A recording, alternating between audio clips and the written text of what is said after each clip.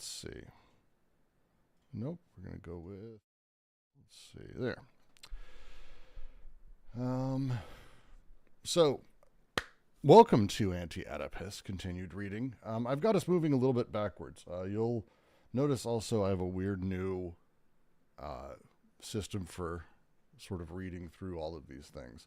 One of the things I've noticed is I have a bigger desire to sort of make, I don't want to say marks. Probably marks is probably not the worst way to say it. Not as a pun, but as like making marks, highlighting, drawing attention to very particular parts of a book, adding little notes in the side, things like that. I'm one to write in margins. So for me, finding something that lets me do that and lets me sort of play with that is a big win. So we'll see how this system works out for everyone who's got shit going on. So hello, YouTube, and welcome to the Deleuze and Guattari Quarantine Collective's ongoing reading of Anti-Oedipus. Since we skipped last week, I'm wanting to move a little bit back in time and head a little bit further back into 3.10 before we move on to Oedipus at last. I know we had a bunch of questions I didn't get to last week. We ended up having a sort of midweek review. This last was kind of nice. Some random stuff came up. But I want to make sure that we get a chance to really go over the big deals in this. Because as we finish 3.10, when we move into Oedipus at last, when we move into really chapter 4 and schizoanalysis as a thing, these bits are the parts that are the foundation of that. The way the book is structured, more or less, is we kind of open with and spend a lot of time in their new conception of a materialist psychiatry. And it's without critique is their goal. It's straight up, here is how everything functions from the position of desire, desiring machines, social machines, these things operate in this particular way. Here's how psychoanalysis fucks them up, which is chapter 2. And here is the critique of psychoanalysis as it exists, also semiotics and other things. But mostly, here is how desire gets fucked up in chapter 2. Chapter 3 is then a universal history, is the phrase a lot of people use. I like that. I tend to prefer talking about it in terms of, chapter 2 is about desiring production. Chapter 3 is about social production and how social production has shifted over time to have those fucked up paralogisms from chapter 2 show up for us to get to Oedipus, for us to get to representation. Chapter 3 is that. So as we make our way through all the sociuses, and we make our way into chapter 4, which is about how we might undo the damage, this little bit here at 310 is kind of it. Like this is the jam. This is the jam that matters. This is the jam that will continue to matter. The setup is basic. We've been at this point talking through how desire operates, how desire works, desire and its productive capacity, and how paralogisms within desire work. As we make our way through, we now come to what I consider to be the formative major sections as we talk about representation, as we talk about the other elements within this. So I'm going to go and start reading. New format. It's going to take me a second to get used to reading it because I have a lot of habits through reading PDFs that don't allow me to type. Also, I fucking hate the format. So what are you going to do, right? That's the way it works. With that, we'll get underway. As always, if you have questions, comments, don't hesitate to toss it up and say, hey, here's this, here's that. What about this? I have a question here, and we'll make our way through. So please, let me know. Desire can never be deceived. Interests can be deceived, unrecognized, or betrayed, but not desire. Whence Reich's cry, no, the masses were not deceived. They desired fascism, and that is what has to be explained. It happens that one desires against one's own interests. Capitalism profits from this, but so does socialism, the party, and the party leadership. How does one explain the desire devotes itself to operations that are not failures of recognition, but rather perfectly reactionary unconscious investments? And what does Reich mean when he speaks of traditional bonds? The latter also belong to the historical process and brings us back to the modern functions of the state. Civilized modern societies are defined by processes of decoding and deterritorialization. But what they deterritorialize with one hand, they reterritorialize with the other.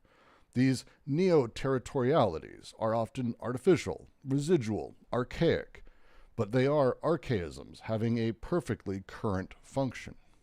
Our modern way of imbricating, of sectioning off, of reintroducing code fragments, resuscitating old codes, inventing pseudo-codes or jargons.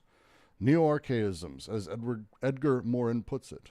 These modern archaisms are extremely complex and varied. Some are mainly folkloric, but they nonetheless represent social and potentially political folklores, from domino players to home brewers via the veterans of foreign wars.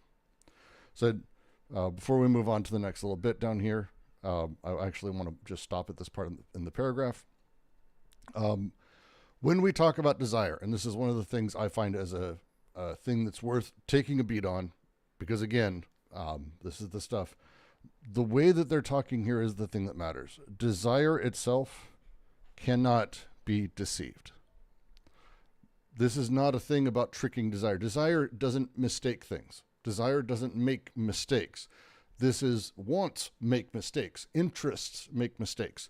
There's a difference between pre-personal or personal. There's a difference between your preconscious or your unconscious, as they're going to come to call it. The unconscious is the machinic unconscious of everything as we make our way through.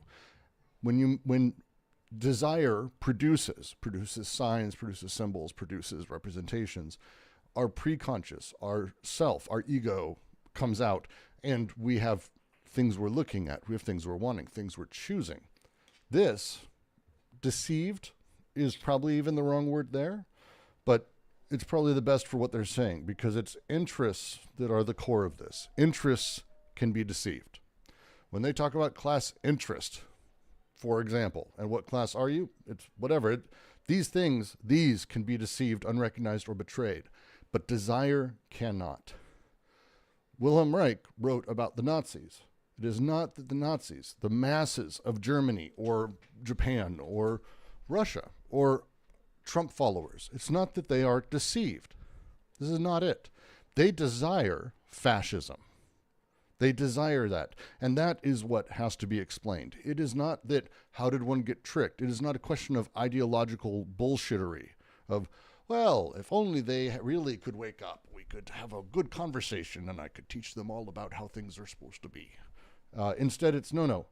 They were not tricked. They wanted fascism. They desired fascism. It happens that one desires against one's own interests. Capitalism profits from this, as does socialism, the party, and party leadership.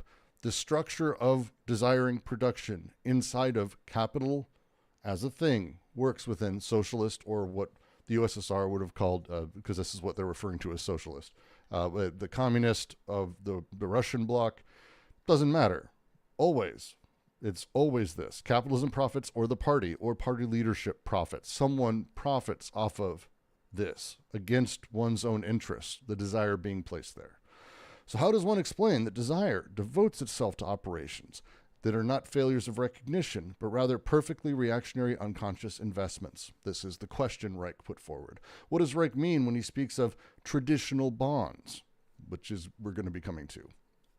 Traditional bonds belong to this historical process, bring us back to the modern functions of the state. If we remember, the Urstaat, as the state is formed, it is the sort of totalitarian power that the despotic is sort of enmeshed within. It is the hierarchized sort of world, the hegemonized world that is placed in very particular order, the bureaucracy that goes with that. But as capital comes in, the relationship shifts. Rather than the state being the pure source of power, the state is now sort of this other regulatory body, moved off to this other position.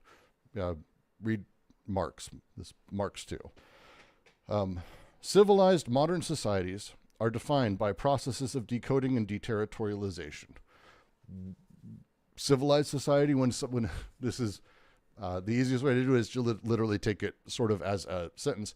How we're civilizing this culture, civilizing this city. This city is becoming more civilized. This culture is becoming more civilized. What does that mean? Well, it means that we're decoding the old systems, deterritorializing everything around it. But what one deterritorializes with one hand, we re-territorialize with the other. If you remember, capital is happy to allow you to keep all your little archaisms. It's adorable. We love the idea that you have clogs. Is there any way you can make them shitty and plastic? We'd love that. We would love you to keep your clogs, but is there any way we can sell them globally in mass? Oh, we love your sculptures. Is there any way we can take the Kokopelli and make it the literal symbol of capitalism inside of the American Southwest? That archaisms are allowed to be kept. It doesn't wipe them out.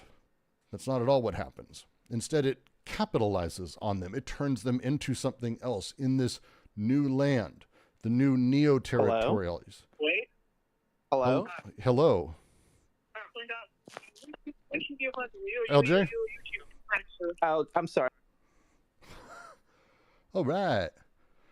I know LJ didn't mean to do that. I hate when I leave that shit on. Where was I? Neo-territorialities. They are artificial, residual, and archaic, but they are archaisms having a perfectly current function. Our modern way of imbricating, sectioning off, of reintroducing code fragments, resuscitating old codes, inventing pseudo-codes or jargons. The way you may travel to a country in, for example, throughout Europe, lots of different places to go. You can go, this is throughout Russia, Ukraine, throughout China. You will see the very, very same thing. This sort of odd archaisms that exist everywhere, where it's the cities of old, the culture of old, the way these things were, but they're placed in a very specific relationship with the rest of the social order. Happens everywhere. This is not a special thing to anyone. This is not, it's everywhere. That you find these sort of old codes resuscitated now as an archaism, as a thing that's able to be kept. Neo-archaism is Edgar Morin's term for it. Really interesting writer to read on this. These things are extremely complex and varied. Some are folkloric, but they nonetheless represent social and potentially political forces, from domino players to home brewers via the veterans of foreign wars, is what it sounds like they're going through. So to continue, because it's the second half of this thought. Others are enclaves whose archaism is just as capable of nourishing a modern fascism as of freeing a revolutionary charge.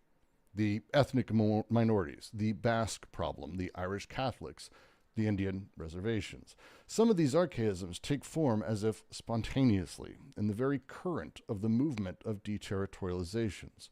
Neighborhood territorialities, territorialities of the large aggregates, gangs. Others are organized or promoted by the state, even though they may turn against the state and cause it serious problems. Regionalism, nationalism. In America, we have the South as an example of that.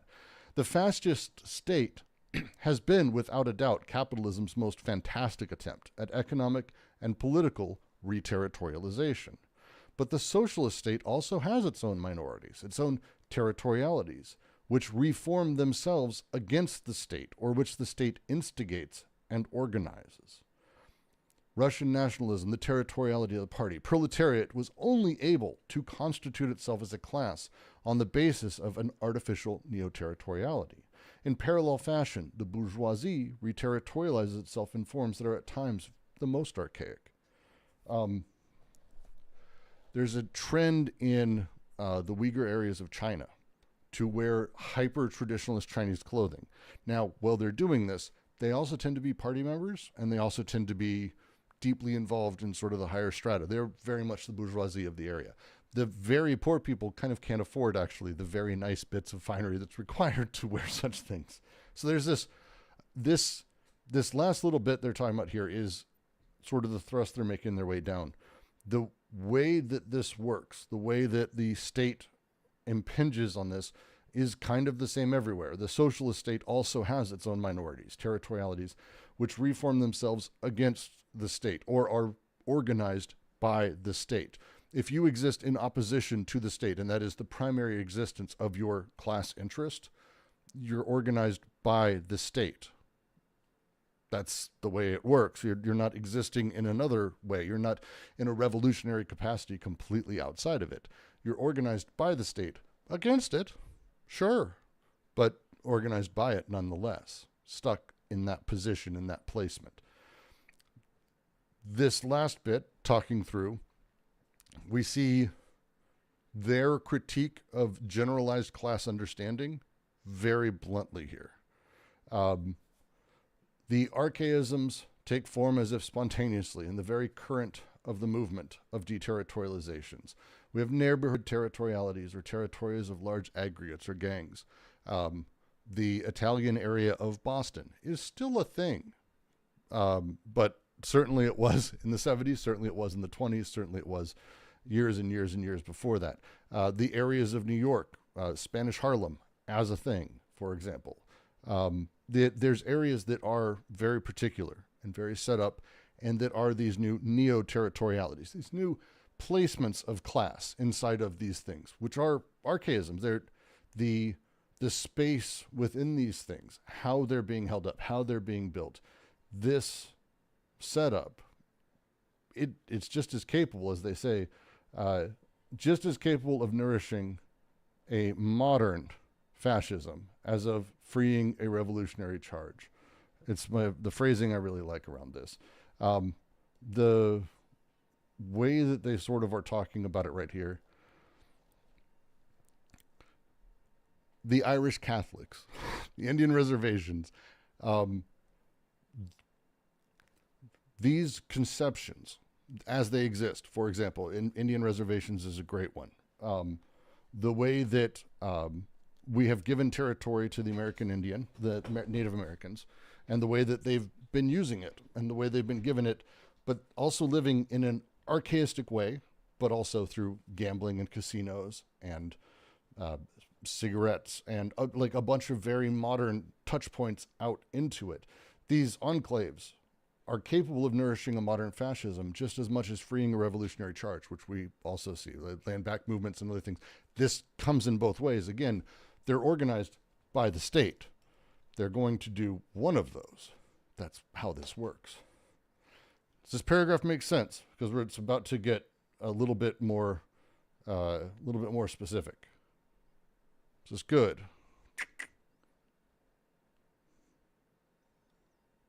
I see all of you people in fucking Discord. All right, good. Because as we talk about this, it's important to remember their critique of class is in line with this. The way that class is structured, the way that our pre-personal interests, our class interests, whether it's race or whether it's religion or our working class or middle class or proletariat or bourgeois, all of these things are ultimately organized by the state. They're organized by the hegemony.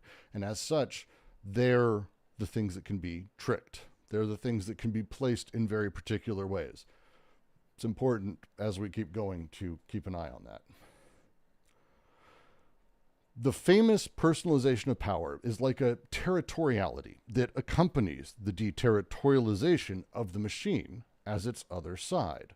If it is true that the function of the modern state is the regulation of the decoded, deterritorializing flux, one of the principal aspects of this function consists in re-territorializing, so as to prevent the decoded flux from breaking loose at all the edges of the social axiomatic. One sometimes has the impression that the flux of capital would willingly dispatch themselves to the moon if the capitalist state were not there to bring them back to Earth.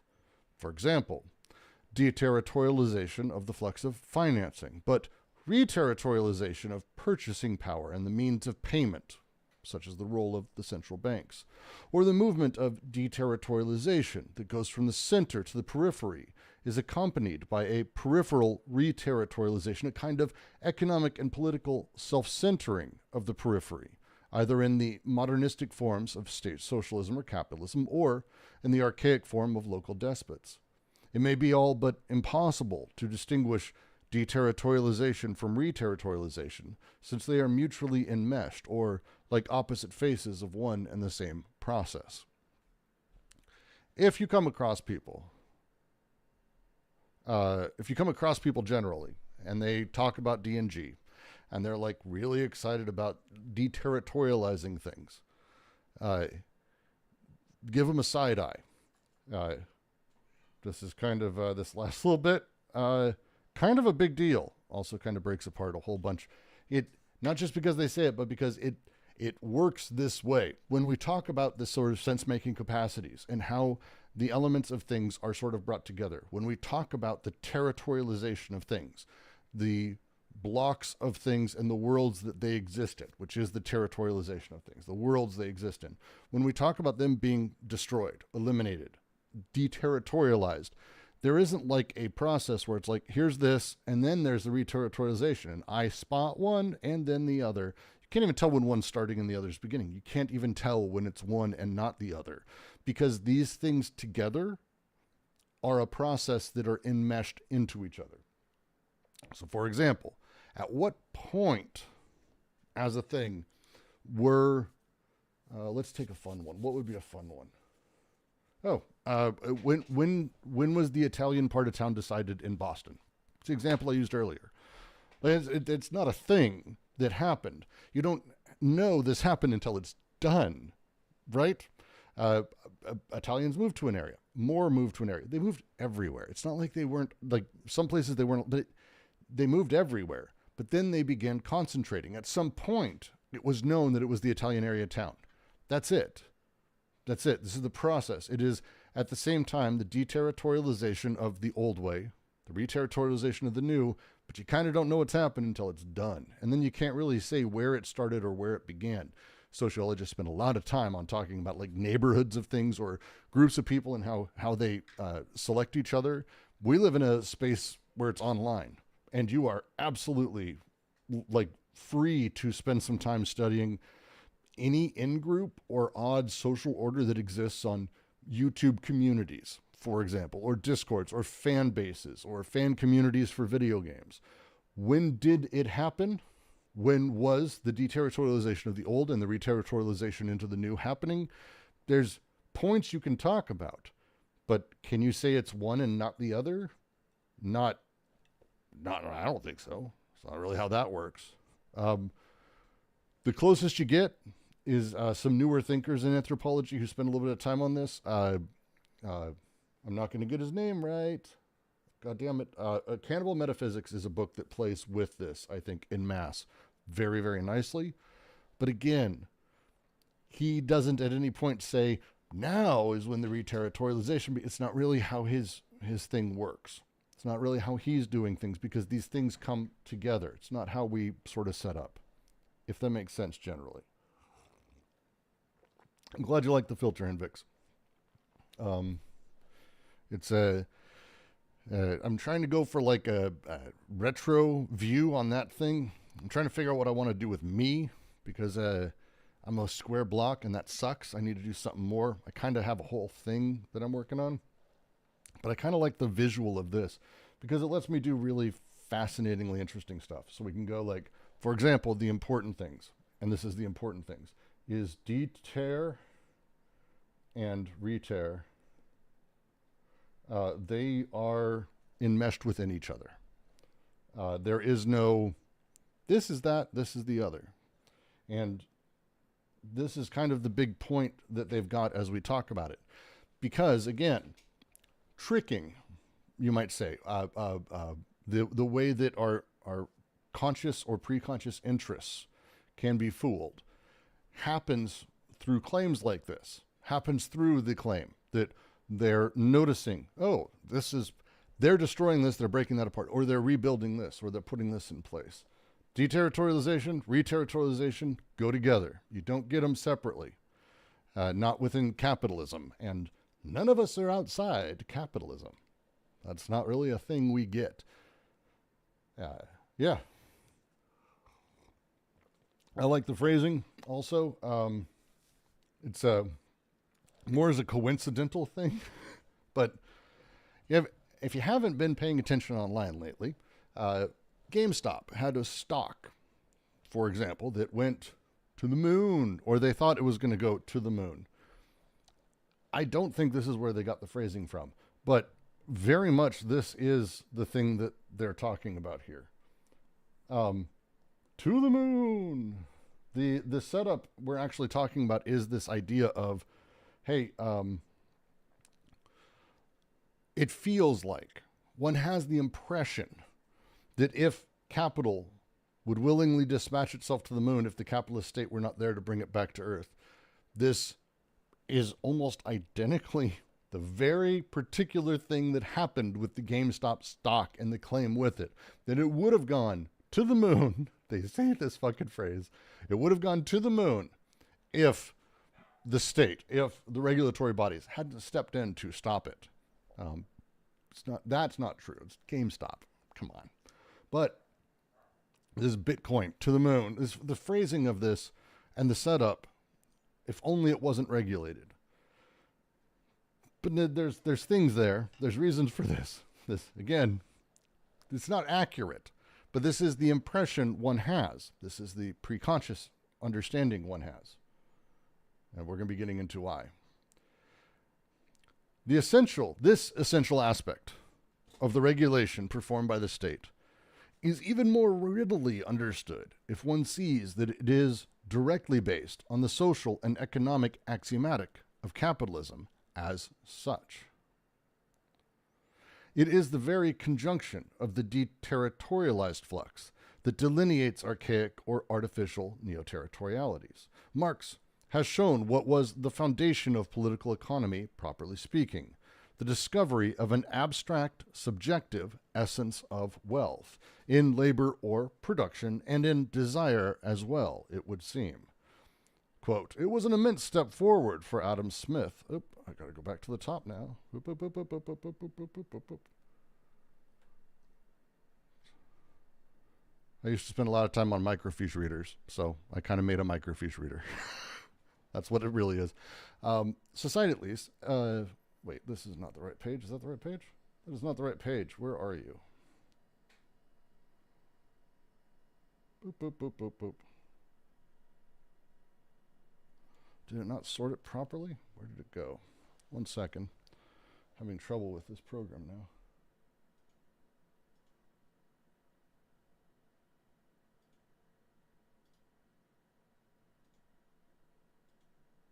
Come on.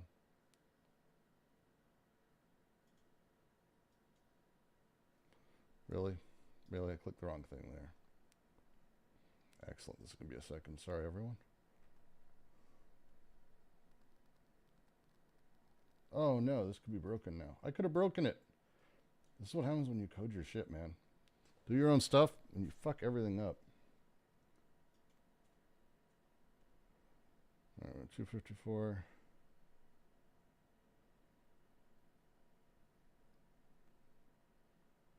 Where are my notes? Where are my notes? Where are my notes?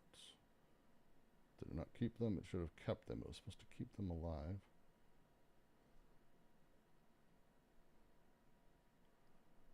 This could be frustrating for me. Apologies, everyone. You get to watch me stumble through this garbage right now.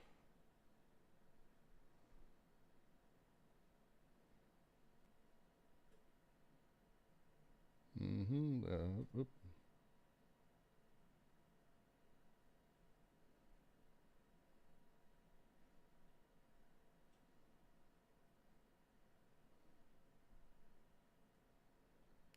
So is it not putting them in order? No, it is.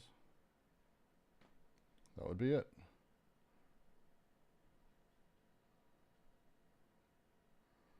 Damn, it didn't keep it. That's fine. Didn't keep my notes. It pisses me off. That's okay. We can make our way through. All right. Apologies for that. All right. I'm going to restart from the Marx position. Yeah, we're spatially reorienting ourselves. I am working on being able to search for 259 and searching for text within it. The challenge is basically there's two ways And this, if anyone has a clever thought on this one, it's two ways that you can engage text, or three ways really. One is like a doc format or text format. Generally speaking, it doesn't allow you to separate pages out or reorder them in a way like this. It's very difficult. I spent a lot of time with files trying to parse that. It's a no-go, effectively. The second way is PDFs. PDFs, the format Adobe really has, everything with. But the way PDFs are written is they utilize, just like DocX, for example, Markdown effectively in one way or another, which means they need to be in a very particular order or everything gets completely fucked up. Completely fucked up. If you reorganize the pages of a PDF, you have to do it with the PDF and with its language in order to keep things in its right place. So all of these are actually PMGs that have exported in masse. EPUB format is okay, but again relies on the text before it, which relies on the page before it. It requires a very particular linear format. It's one of the fascinating things about a lot of this stuff is most of this stuff is built not realizing kind of underneath it what people might want to do with it, but instead just being able to replicate books. Like just, oh, these things are in order. It's a whole thing. So it's been a process. This has been a fucking bear to get into. But I'll read this, then we'll move to the next page, which is now left to right. I wanted it to be up and down, but that's okay. I'm not going to bitch. Marx has shown what was the foundation of political economy, proper speaking. Discovery of an abstract subjective essence of wealth in labor or production and in desire as well, it would seem. It was an immense step forward for Adam Smith to throw out every limiting specification of wealth-creating activity, not only manufacturing or commercial or agricultural labor, but one, come on, go full screen, you stupid thing. There we go. Not only manufacturing or commercial or agricultural labor, but one, as well as the others, labor in general, the abstract universality of wealth-creating activity. Here we have the great movement of decoding or deterritorialization. The nature of wealth is no longer to be sought on the side of the object, under exterior conditions, in the territorial or despotic machine. But Marx is quick to add that this essentially cynical discovery finds itself rectified by a new territorialization in the form of a new fetishism or a new hypocrisy. Production as the abstract subjective essence is discovered only in the forms of property that objectifies it all over again, that alienates it by re-territorializing it. Although they had a presentiment of the subjective nature of wealth, the mercantilists had determined it as a special activity still tied to money creating, to a money creating despotic machine. The physiocrats, pushing the presentiment still further, had tied subjective activity to a territorial or re-territorialized machine in the form of agriculture or landed property. And even Adam Smith discovers the great essence of wealth, abstract and subjective, industrial and deterritorialized, only by immediately re-territorializing it in the private ownership of the means of production. Nor can one say in this regard that so-called common ownership changes the direction of this movement. Moreover, if it is not a question of writing the history of a political economy, but the real history of the corresponding society, one is better able to understand why capitalism is continually re-territorializing with one hand what it is deterritorializing with the other.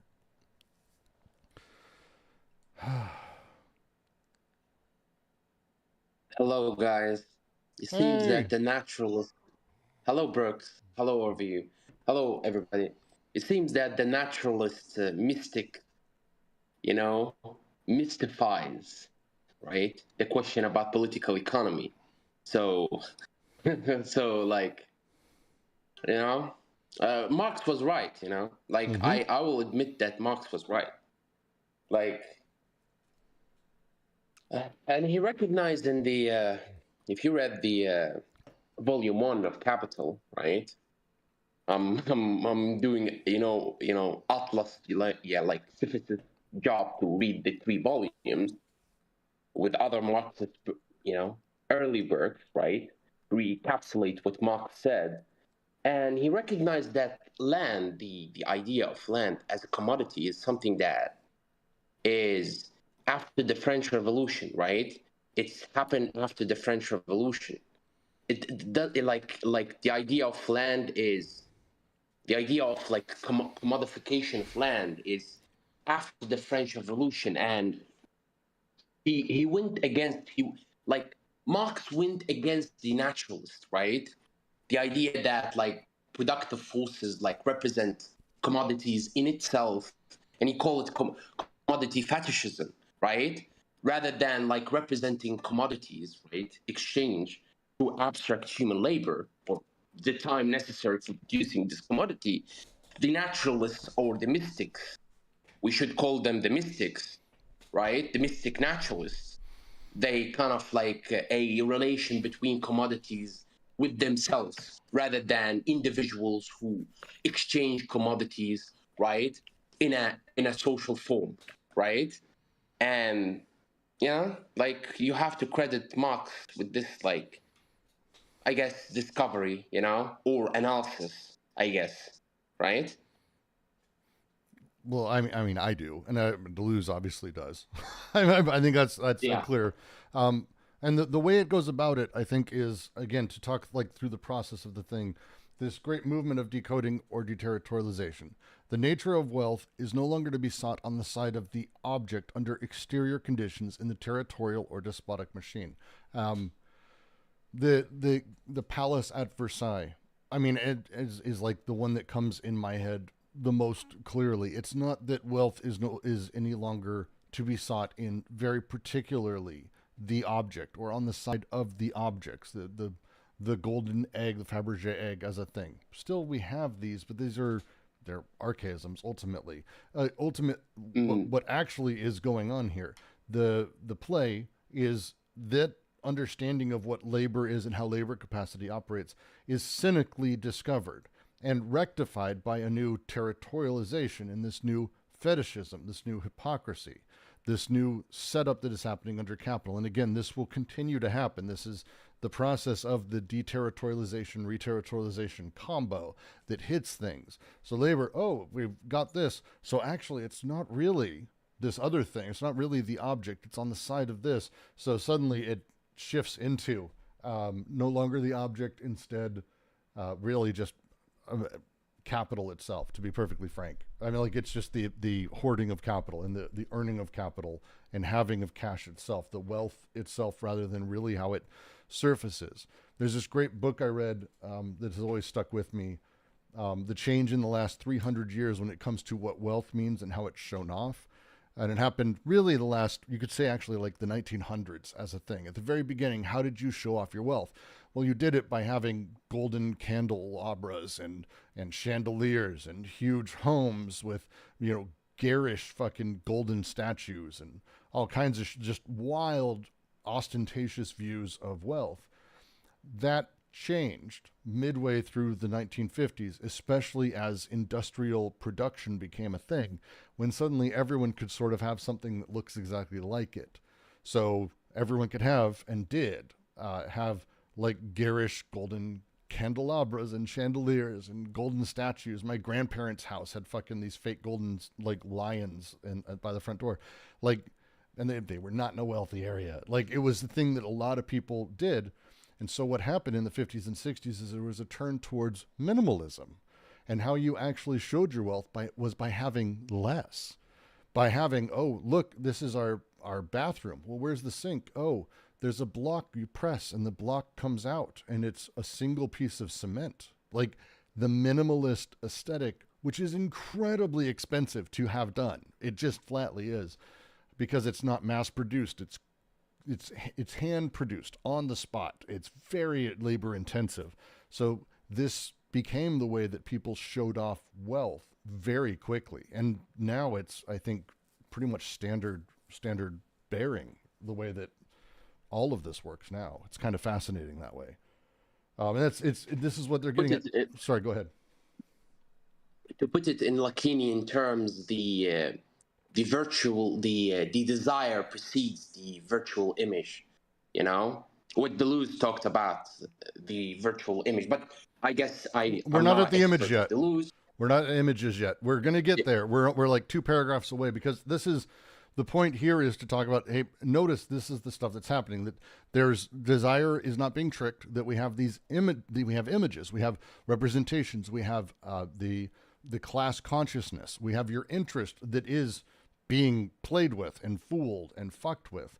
And even Adam Smith, as they say, the great essence of wealth, abstract and subjective, industrial, deterritorialized, he only discovered it by immediately reterritorializing it in private ownership of means of production. He made that move. It's Adam Smith as a thing. He's kind of the grandfather of capitalism. And so this idea where, ownership of the means of production as a thing is problematic. Common ownership of the means of production might be better. State-owned power companies might be more egalitarian for everyone, but it's still state-owned. It's still central. It's still owned. It's still private. Even if it doesn't change the direction, as you say, of this movement. Moreover, it's not a question of writing the history of political economy, but the real history of the corresponding society. One is better able to understand why capitalism is continually reterritorializing what it is deterritorializing. This process and how it's maintaining itself through building itself, basically. And this double movement is the big deal. And this next paragraph gets into it. Jill asks, that includes Art Deco. Art Deco's gone away for a reason, because it bears itself as being something that effectively was what cost money. It was a lot of work to have all of these very particular cuts and shapes, until suddenly the industrial lathe existed and laser cutters. Now that I could build most anything on a shit in my garage, or at a makerspace, that once would take artisans so much time to get exact and perfected and refined. It's really kind of a fascinating turn. The turn towards minimalism as an anti-class activity is a really fascinating case study. And you'll see it more and more. It's the cheaper something is, the more shit it tends to have added to it, more buttons, more things. This happens sort of across the board, versus the thing that's seen as the object of wealth is seen as such because it's minimalist. And people die for minimalism, but the better minimalism, it's a very funny thing we do. Let's see. What if it's an issue of language? The notion is the same, but the proper word is $X controlled, where $X is intimately tied to who depends on $X.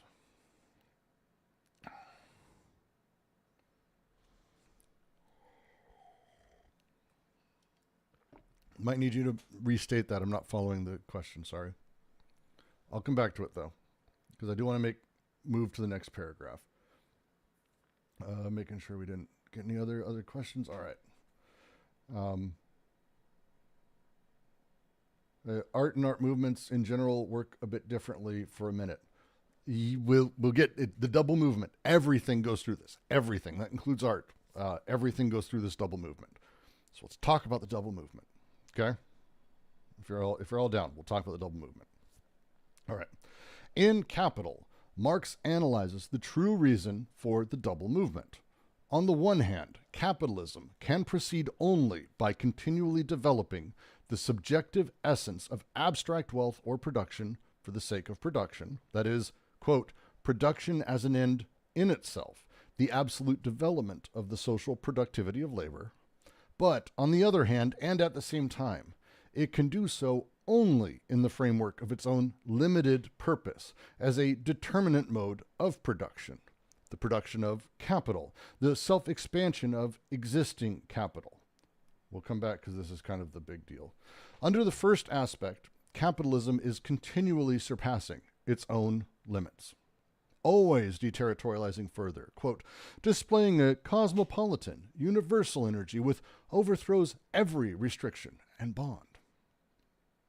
But under the second, strictly complementary aspect, capitalism is continually confronting limits and barriers that are interior and immanent to itself, and that precisely because they are immanent, let themselves be overcome only provided they are reproduced on a wider scale. always more, reterritorialization, local, worldwide, planetary. That is why the law of the falling tendency, that is, limits never reached, because they are always surpassed and always reproduced, has seemed to us to have as a corollary, and even as a direct manifestation, the simultaneity of the two movements of deterritorialization and reterritorialization. All right. This is bringing them together. Segregation. Okay, I Brooks took issue with owned. Sorry, YouTube comment. Took issue with owned, but that doesn't mean the speaker wants someone, the state, to own in the sense that we currently use. Ownership as a conception is private. It's individualized. If we say collective, it doesn't change the overall movement of desire. It just makes it not mine, not ours, and makes ours a category, again, in conception of capital. We'll get to that. It's actually not far away from here. This specific place we're at, when we're talking about de and reterritorialization, the combination of the two, why they're doing it, why this double movement happens.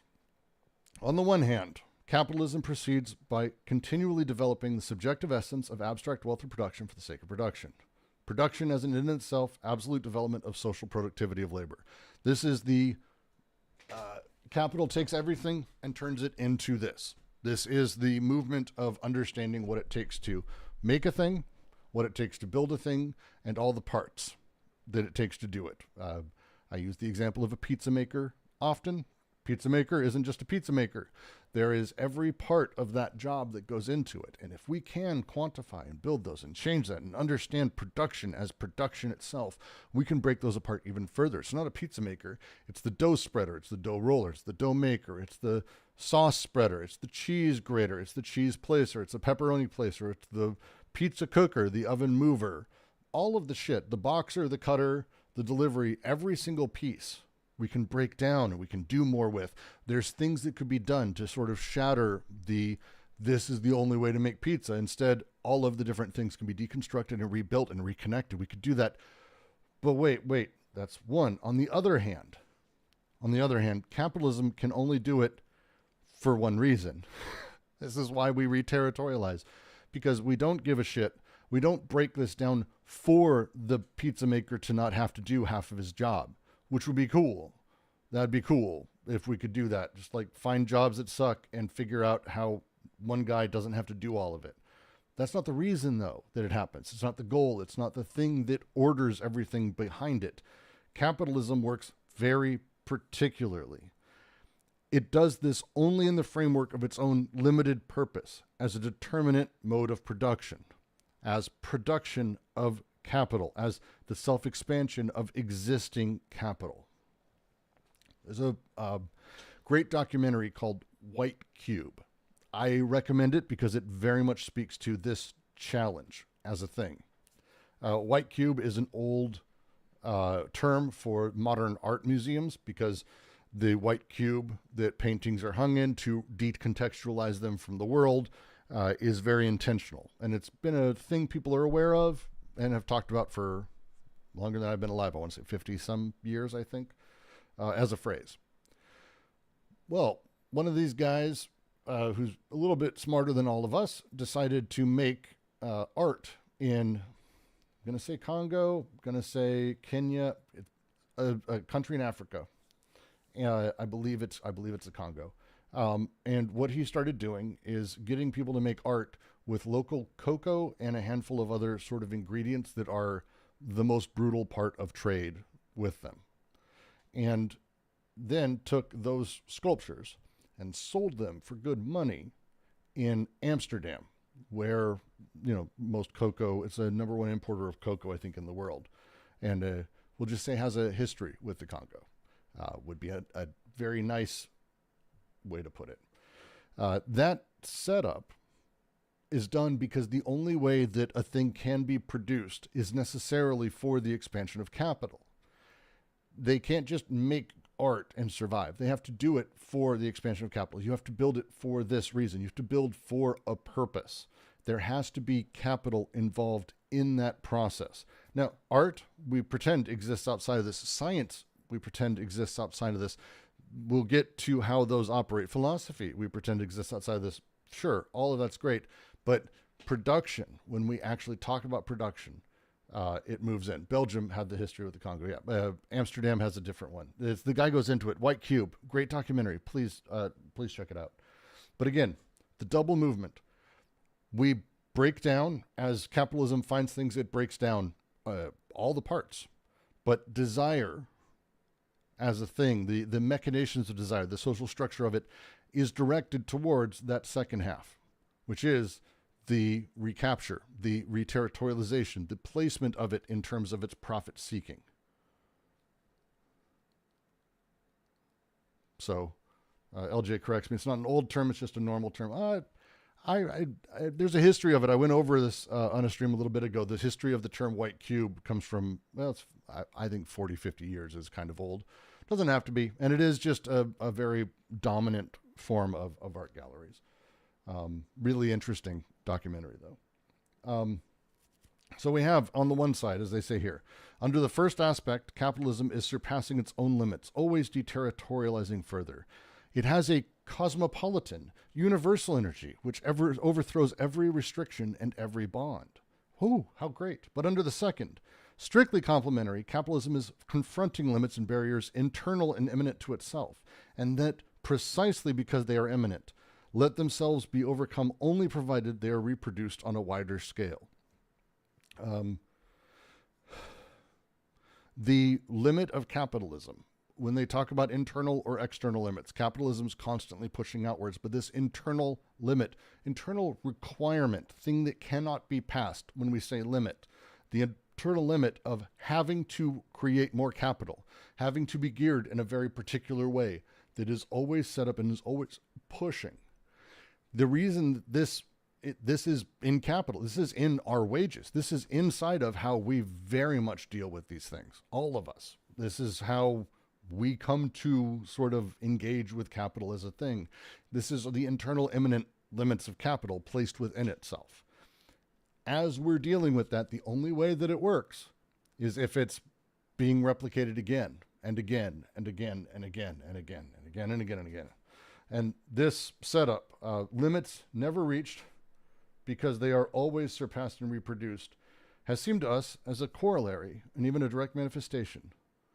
The simultaneity of two movements of deterritorialization and reterritorialization. They see these two things inside of what Marx would have called the tendency to falling profit, the internal and external limits of capital and how it behaves. It's a lot. Generally following it down, generally good. Huh? So there is a simultaneously between but what I'm new to Deleuzean philosophy. But what is deterritorialization? Deterritorialization and re-territorialization. What's the difference between them? So I mean, these are old. They're old art anthropological terms. Specifically, deterritorialization is, and the phrase sort of originates in the way that we talk about how we contact uncontacted tribes, or how there's an experience that happens when a tribe realizes that the territories they hold aren't really the edges of everything. You can think of it as a totalization of contextuality that's based inside of the material space. They use the term deterritorialization because they're wanting us to relate it to the earth, land ownership, how it's scaled, how it's built, all of those things. So when we talk about deterritorialization, it's the breaking apart of all of that. The connections to the earth, what it means to be connected to the earth, or material conditions that you're in, but at the same time, a new strata of material conditions is overlaid. And this is what capital does. It's we may go find we run into a tribe. Once upon a time, we first contacted Southeast Asia, various parts of it, all different ways. But capitalism, when it first shows up, deterritorializes because it breaks everything down into quantifiable dollars. Not necessarily dollars, but you know what I mean. It makes everything into this quantifiable value system. This deterritorialization changes the value of things socially. It breaks all of those social bonds. Whereas once there were sort of luxury goods or or special goods for special people over here. Everything's kind of able to be bought and sold for exorbitant amounts, perhaps, but still under the same umbrella that is capital, cash. You can just buy things, including people. Everything changes. But as that happens, as all of that's breaking down, the reterritorialization, the new earth that shows up, the new space that is there, capital, places itself as, oh, by the way, here's how you're doing it and why. Because if everything is quantified, and if everything is aimed towards growing what that quantified value is, you're deterritorializing, but also reterritorializing in a new way, the new organization of production. So when we talk about the socius, and this is why they use the socius of the earth to open up, the despot comes over codes on the earth, then all of that space becomes completely deterritorialized. Kings lose their land, landed gentry. They have a very different relationship to it. If you talk about a duke who owns a castle in the UK, it's not the same thing as it was prior to capital. Now he's worth X amount of money and he's borrowing against that land in order to go do X, Y, and Z. He has to spend money to upkeep it. It's not an honorarium. These things change, but while he's doing that because he's needing things in this very particularized space, now he has to play that game of the quantification and the earning of capital and the development of capital in order to maintain it. So it's the deterritorialization, reterritorialization combination between the two. Thanks. Yeah, it's a super important concept for this, because as we're moving around in capital, and they use the language quite a bit of deterritorialization, reterritorialization. When we talk about how capital acts or deals with us or plays with us or what we do, it's important to understand these processes that are used to basically fuck with our interests and shift our interests and define them, which is the important part. Our understanding of things is made through this process. How we make sense of the world is through this. And so when we have, and we often talk about it, people almost think it's a silly, blunt way to talk about it, but when we have Elon Musk, for example, talking about how the birth rate is declining, Western civilization will collapse, he's not doing that because he wants there to be more happy people. He's very aware of the capital side of that entire thing and the way that these things work. If we don't have enough workers, we don't have enough cheap people, we don't have enough this, it becomes this other play. But again, this is how fascism works its way into our interests. This is why we have that perfect reactionary tendency. It's what Reich wrote about. And this is the setup, because as they're about to talk about, it kind of ends up in a very unique place as a consequence. So to actually go right into that, I think I will. But Jill says, so the deterritorialization in capital occurs because of this nature to produce and to prevent the rate of falling profit. It's the second one, giving the system intent when it doesn't have one. I'm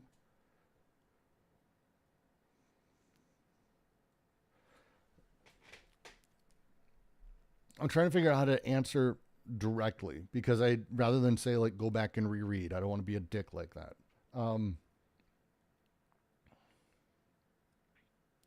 So capital, because everything's quantified in capital. And let's take, there's the Tig tribe that we talked about, I think 4 or 5 times. I try to bring it up a lot because it's my favorite. The way that their society operated, and again, it's important to remember how subjectivity exists, how value is determined, how these things come to be socially is not how we do it today. It's not how it's always been. The relationship one has with their tribe, with the earth, with the world around them, with survival, sets a lot of these things in order. And that's kind of the thing we want to talk about, is what conditions us to the decisions we make. So capital comes along. So the Tig have their tribe, and they have kind of this really weird system where they have, like, let's call them what we might call commodity goods, foods, goods to build stuff with, rocks, fucking flour, clothing, commodity goods, more or less. Those things are like bartered and traded for pretty regularly in a lot of boring ways. But then they have what you would call luxury goods. well, maybe not luxury. He has a specific phrase for it he uses. My brain's, they are anointed. They're special. These are unique things that are more honorariums than anything else. For example, yaks, specifically, cows, effectively, that allow them to have not just the ability to create milk and make milk and take care of the families. These are very important sort of things also culturally, but also wives and also slaves. These things are unique. They're not traded for. You can't just barter 10 shirts for that. That's not really how it works. Instead, you have to buy those with a special staff. Staff is sculpted by artisans out of these ridiculous wiry things. They're kind of beautiful in their own way, but they are handed out and they're granted in various trades, in marriage maybe, in post-wars. Like, they're given to you. They're honorary. It's a big deal. And with these, you get enough of them, you buy, I'm going to basically cash them in. Think of it as a good virtual currency. I'm going to cash them in, get a wife, cash them in, get a yak, cash them in, get these other ridiculous things. And there's rules about it. It's not just one-to-one. It's not that this is worth 6 or this is worth 3. There's a lot more happening there in this sort of social order. So you have these two broken sides. They're not equivalent. Then capitalism comes along and is like, hey, by the way, here's dollars. Here's the fucking bucks of your world. Everything can be bought for this. I'm going to buy all the clothes in your village for $1 million. Or I'm going to buy 5 slaves. Or I'm going to buy 2 wives. Or all the yaks. Suddenly everything is quantified by the same value. By the same thing. There's this weird thing that happens with that. It doesn't take a wild leap, because this is the deterritorialization. Everything is broken into these tiny parts. No longer are we socially determined by where we're born or anything like this. Instead, there's a quantification that's happening that's breaking this apart. But that quantification, because everything is extracted into this very particularized value that everything is, well, you want more of that, because things that are worth more cost more.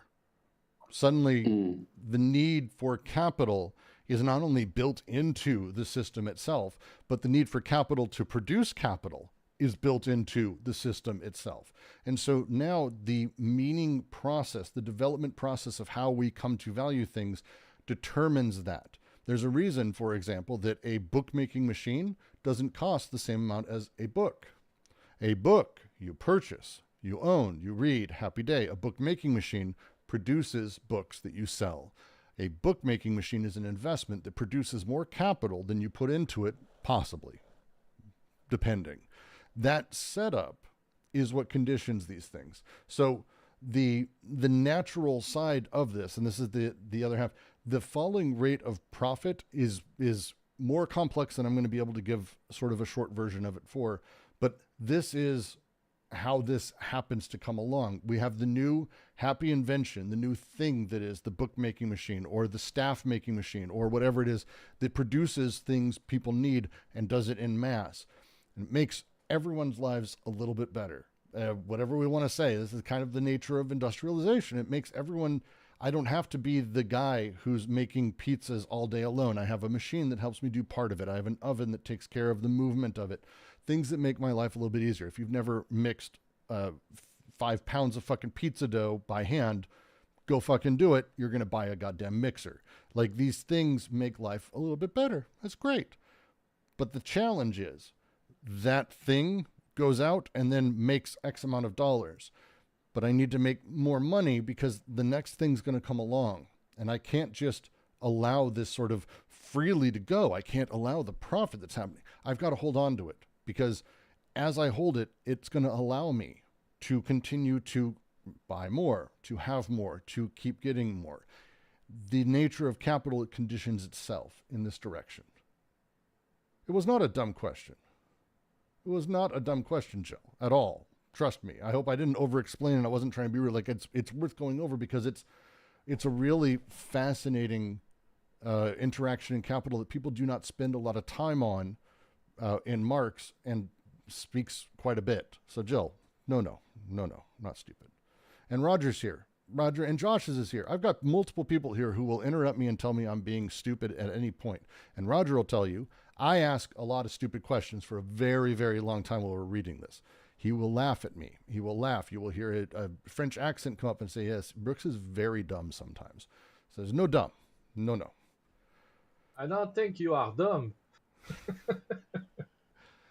That's the first time that's ever been said in a French accent. I try my best. Is it part of the BWO being the limit and the desire machines working on the BWO? No, we're not there yet. This is not pre-personal. This is not in the unconscious. We're not there yet. Capital impinges on and builds things and representations and setups that will fuck with the unconscious. But this is all social machines.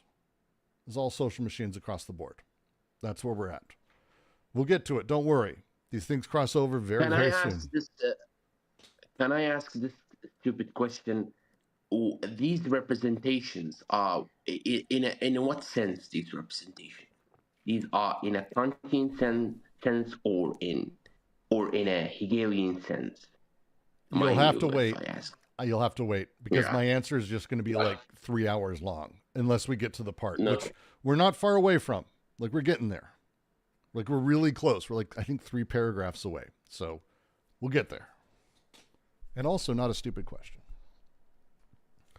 All right, to continue. An important consequence emerges from the above considerations. The social axiomatic of modern societies is caught between 2 poles and is constantly oscillating from one pole to the other. Born of decoding and deterritorialization on the ruins of the despotic machine, these societies are caught between the Urstaat they would like to resuscitate as an overcoding and reterritorializing unity and the unfettered flux that carry them toward an absolute threshold. They recode with all their might, with worldwide dictatorship, local dictators, and an all-powerful police while decoding, or allowing the decoding of, the fluent quantities of their capital and their populations. They are torn in 2 directions, archaism and futurism, neo-archaism and ex-futurism, paranoia and schizophrenia. They vacillate between 2 poles, the paranoiac despotic sign, the sign signifier of the despot that they try to revive as a unit of code, and the sign figure of the schizo as a unit of decoded flux, a schiz, a point sign, or flux break. They try to hold on to the one, but they pour or flow out through the other. They are continually behind or ahead of themselves.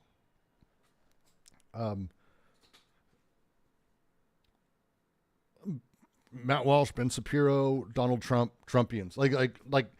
Again, this stuff I think applies very, very nicely with where we're at in the world. I would even say liberal Democrats, Bidenites. Like, again, we're not talking about some weirdo 2 people. We're talking about the way society functions. The social axiomatic of modern society. The social axiomatic. The underlying rules of the set of possibilities and realities that we exist in socially. Set theory placed into the social order has effectively 2 poles and is oscillating from one to the other. Oscillation is a very, very important word here. It doesn't mean moving between. Oscillation is a frequency, and it's not a slow frequency. You don't say something like you might. I shouldn't say you don't. But generally, oscillation, and they're talking about it here, is very particular. It is the very quick movement between the 2. Constant movement between the 2. Oscillation from one pole to the other. Born of decoding and deterritorialization on the ruins of the despotic machine.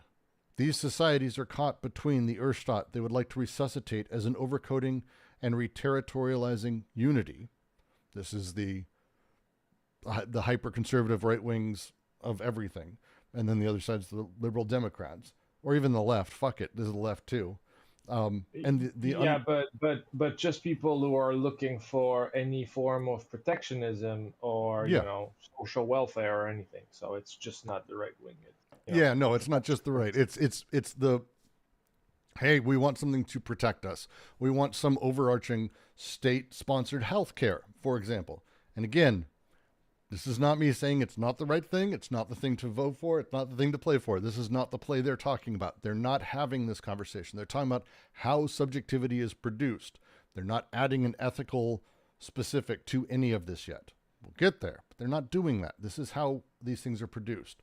The resuscitating of overcoding and reterritorialized unity, the nationalized healthcare. For example, often you see those people also talking about national police forces or security net or the Patriot Act, blah, blah, blah, blah, blah, this setup. But also, they're torn between that and this unfettered flux that carry them towards this absolute threshold. There's a weird fury or mania that you see kind of all the time. AI first shows up, or crypto first shows up, or some new technology appears, some new thing, and the excitement gathers and pulls people towards it, hoping that it will break everything apart. It's but no, wait, no. Oh, but what about? No. But what about? And it's this is the oscillation, is this, the paranoiac, the schizophrenia, as they talk about it. Archaism, futurism, neo-archaism, and ex-futurism. We all vacillate between two poles, these spaces. America is one of them. The paranoiac despotic sign, the sign signifier of the despot that you try to revive as a unit of code. This is what a thing actually means. This is the singular point of truth. We will have one. This is what everyone means when they say a thing. We will have that. But then also the sign figure of the schizo is a unit of decoded flux, a schiz, a point sign, or a flow break. I watched this ridiculous movie. It changed my opinion of the world. It's amazing to me. I had a religious experience reading a book. I exploded. I was overcome emotionally by looking at a piece of art, reading a poem, whatever it is. The individual breaking free, but also oscillate.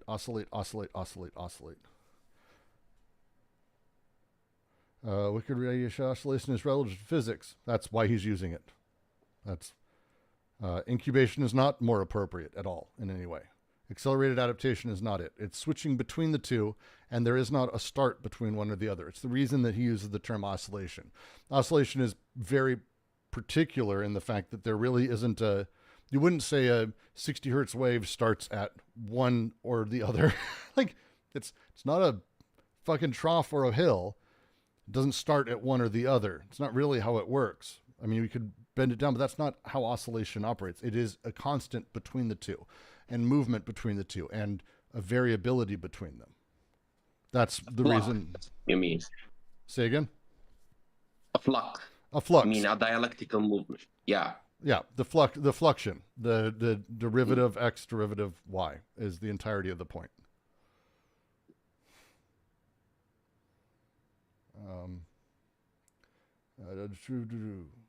I missed Joel's comment. That's okay. If you try to look at the magnitude of it, it's macabre. The system is incredibly complex, and it is a lot to look at. That's why they're breaking it down as they are, because underneath the processes of all of it, there is some uniqueness. We're all wonderful little snowflakes, I'm sure, but the way that production operates is fairly crisp. That's why they notice in the Earth Socii, the Earth Socius, the way desire is utilized and connects and is built is actually pretty universal. It's weird that way. The despotic, globally, also weirdly universal. And capital, well, really there is a capitalism, and it's constantly moving wherever it needs to, and it takes over entire areas. There's no space that resisted capitalism. It's not really a thing. They've all got it. North Korea, famously hermit country, they've got a thing. There's no getting outside of that shit. You're there. Capitalism is fascinating that way. And it's the last phrasing here I really like. I want to kind of go into the last bit because it's Susan de Brunoff, Money and Marx. If you haven't read it, do. It's great. She has a note. That is why capitalism, even credit, formed into a system, brings together composite elements that are both anti-capitalist, money and commerce, anti as an anti, not anti-capitalist, anti-capitalist, as in pre, and post-capitalist, the credit circuit being a higher circulation of capital. Adapted to the needs of capitalism, credit is never really contemporary with capital. The system of financing born of the capitalist mode of production remains a bastard. Fucking really great lines. Really, really good. Small book. Really small book. 100% worth reading in every single way. Cannot recommend it more. Yeah, I like that. I don't even know if I want to go back over that quote. Does anyone need me to? So it's desire that oscillates. It's the social order that oscillates. Desire is still in its normal productive process. True. Go for it. I have a quick question. So the time frame of this is very interesting, but it's loosely connected to some of the concepts that that's specifically this paragraph. So generally, there have all these very, very, very, very old tales that talks about, kings or rulers or some sort of, the people that stands at the top of the hierarchy, some sort of social hierarchy. And they go out of their fancy palace and then go into like the normal people. Mm-hmm. And then they see these beggars or the bottom level people, right? So it's the top level, and then they go out into the so-called real world. And then they see the bottom level people. Either it's a beggar or a prostitute or whatever. And then they become so moved, and then they just decided to give this person or this entity some sort of special ability. Like, for example, there's like a king give the beggar some land, or the king make the beggar a noble, or the king give something to usually a male beggar. I wonder, does this come still with the so-called capitalism? Because, these tales could be a few thousand years old, and you can kind of see. I mean, Mr. Beast. Okay. I'm just asking about the time frame, because I can guarantee. Again, how it happens or why it happens or how it occurs, I think there's differences. And so again, it's the after image is going to be very, very, very much the same.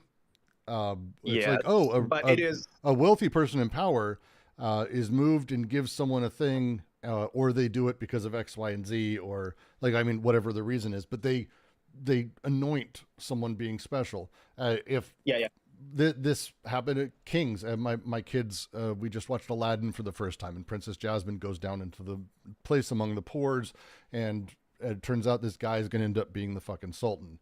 So there's a lot of versions of that tale, the Prince and the Pauper, blah blah blah blah blah. So the part I'm asking is, these tales are usually come from an area of the time frame that precedes an era that has a universally agreed upon notion of what capitalism is, right? So a lot of times, either it's a feudal or, it's very regionalized. There's no like a universal internet that allows them to secretly agree with each other, and then they try to take care of each other, or exploit some sort of worker in a secret agreement. There is no mediums like that. They just happen spontaneously.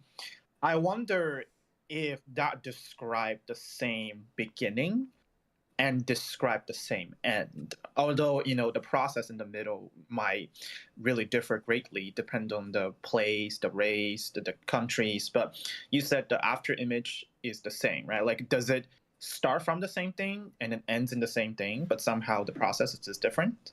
So the same thing is going to be the tough phrasing there. It starts from desire. Desire then enters a socially and historically constructed world, and interacts with the various pieces. The earth socius, the despotic socius, or capitalist. Now, the way that these socius operate, the way that production happens, and that includes desiring production, is drastically different. And it kind of comes from what ultimately is doing the organization of production. And you can kind of take the three steps. Why is a thing being made? And in an uncontacted tribe or in pre sort of historical, they would say primitive tribes scenarios, generally speaking, the reason a thing is being made is survival or various weird rules within the tribe about owing someone or relationships like directly immediate social, but it's survival outside, but also internally, the very odd sort of mishmash of things. There's a great book Godelier wrote, Metamorphosis of Kinship, that sort of goes through what I'm talking about here. Under the despot, production is done because the king said so. That's it. Mm-hmm. Now, it may not be literally the king. It may be some asshole who works for the king who's his proxy, but he is there on the authority of the king. He says a thing is done, but also what the king says is across the board. Everyone is at his whim. People desire everything is set up by that. Capital, this is not the case. Capital is the production of capital. Capital wants more capital. Capital begets capital. So all is done for the begetting of capital ultimately. As much as we may pull it back into the state, have regulations, have set up, a lot of that is done to protect the nature of capital. There's not, in my knowledge yet, a state that works counter to capital. It's a state that hems in some controls, but still maintains growth. It doesn't undo the things that capital did. These are sort of the three socii as they're setting it up. And so when we talk about production being organized in these three setups, this is the thing. So when we talk about it all starts from the same place, yes, it starts from desiring production, yes. But how these things then fall back on, because again, a person or a desire connection doesn't happen in a vacuum. It happens in its time, place, and material conditions that produced it, allowed it to exist, and also form it. So when those things fall back on production, they change how that process operates, or they change at least how it's seen. When we have the after image of at one point, for example, and the one they are used most commonly is incest. Incest is like a phenomenal example of this because it's so gross to a lot of people. But when we talk about primitive cultures having a prohibition on incest, that's only sort of true. They didn't do the thing. Like we know this. The reason we believe there was a prohibition is because it's a thing that really didn't happen. But it wasn't a verboten thing. There wasn't like a rule that was like, hey, no, stop that. Don't do this thing. But instead, because of the way they existed socially, it didn't happen because they had such an affirmative sort of requirement to go out and fuck other people outside of their affiliative line. That demand isn't the same as a no. And so as this sort of shifted now we have strictly a no, don't do this thing. It's a naughty. No incest. It's bad. But that thing, the after image is the same. How we get there or why it's there or how it was produced is completely different. And this is the part that's important, because when we talk about specifically capitalism, when we talk about how anyone got rich or how someone exists in society or how a city has industrialized areas or not, or racialized areas, these things all seem, and on the surface you'll hear people say things like, well, look, Italians have always stayed with Italians. It's like, yeah, it's not the same thing. It's, well, look, Africa's filled with black people and there's black neighborhoods. It's like, yeah, well, redlining was a thing. Also, what the fuck? There's the after image sort of is the same, but how we get there or what created it isn't. But we mistake the after image for the rest of it. Is it fucking Freud, every time. We mistake the after image. And so what they're talking about through here that's important when we talk about capital and how capital works, we need to really spend time on understanding how capitalism breaks things down, which it does. Clearly, it's completely transformed how production works across the board in terms of industrial production or creative production, like the actual things people do, how labor operates, because it frees labor from a social determination. A blacksmith isn't just a blacksmith. Someone can go and they do parts of that job or they use tools to do it. Capitalism's broken that down. This is freeing. This is good. The example I love to use is if, let's say, all the people in the Discord server, all of us listening right now, all of us live on a big co-op farm, and it's primitive and whatever, and we all have jobs. I'm egg guy. My job is eggs. Someone else kills the chickens. You're chicken guy feeding it. I'm egg guy. I've got to take, blah, blah, blah. We all have different jobs on the farm. Pick a major job. I get clever one day, and I design a little machine that utilizes the weight of the egg to determine whether or not it's good or bad, has a chick or not in it. And then they slide into, I find a way to cut my workload in half by creating a very smart little thing. That's great. It saves me some time. Let's say it saves me entirely. Let's say I automate it almost. I get up in the morning, I press a button, it does all of my job for me. So here's the question. Do I have to work? We're all on a farm. We're closed. We're self-sufficient. Do I have to work? I've done my thing. The work has freed me from having to do that. I can go draw art, but none of you can. You got your stuff. So now we go, well, actually, Brooks isn't working anymore. He doesn't get to eat because I'm not egg guy anymore. Now I'm button pusher one time a day. So let's say I fix you, LJ. You're chicken killing guy. I create a button that does that. Once in a while, we get to have chicken. Now neither of us work. Do we starve to death or not? I think I understand. So are you saying that this does not necessarily have to fall into any material production condition at all? I don't know what you mean by that. Sorry. Because you said the after image, and it has to do with how it relates to the material production condition. Correct. It's always about material production. It's always about the material conditions of production. Yeah, but as you said, sometimes it does not fall back into the already pre-existing conditions. Oh, it always does. That's why capital wins out over, for example, overcoding, because it decodes. It doesn't give a shit about overcoding. You keep whatever silly little weird, hey, look, England, you still got a fucking king and queen. Like your weird ass, stupid little fucking, you can keep that, but we're going to go ahead and use all of the industrial capacity and mines and everything and financial hub centers and also like whatever it is, we're going to keep all that stuff. Capitalism is going to let you keep your archaisms, has no problem doing that, but now they're worth specific amounts. And now people are having discussions about whether or not it's worth keeping this on for the king or the queen, or how much was spent on this thing versus a social program. Now suddenly those things are no longer honorariums, whereas once you would not have asked, hey, should we have a funeral for the queen when we could feed everyone in the UK for a year on that?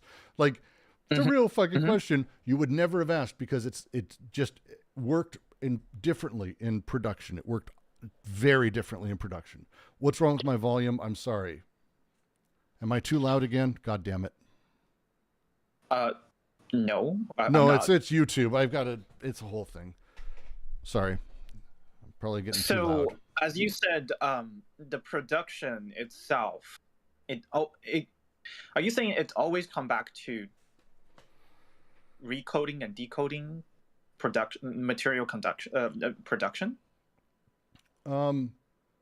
It comes down to how production interacts not only with itself, but how the end product then falls back on it.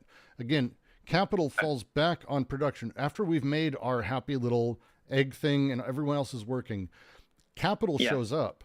Suddenly everyone's getting paid by how much output that they've got, how much work is being done. And suddenly some people are worth a little bit more than others. Some people are doing a little bit better than others. And suddenly this odd thing, I now own the egg thing. And the setup changes because now I actually want more capital, because the capital enables me to do other things. It's no longer that, hey, I'm good, I'm set, I'm going to go do art. Some of us may exist like that. It's not really the reality. Most people have to earn some capital. That thing that happens as we start seeing it grow, as we start playing with these interactions, it falls back on the rest of it. Now I want to license my egg machine to other farms. Now I've got to figure out how to get it produced and also how to maintain it. I don't get to just sit back and enjoy the fruits of the labor.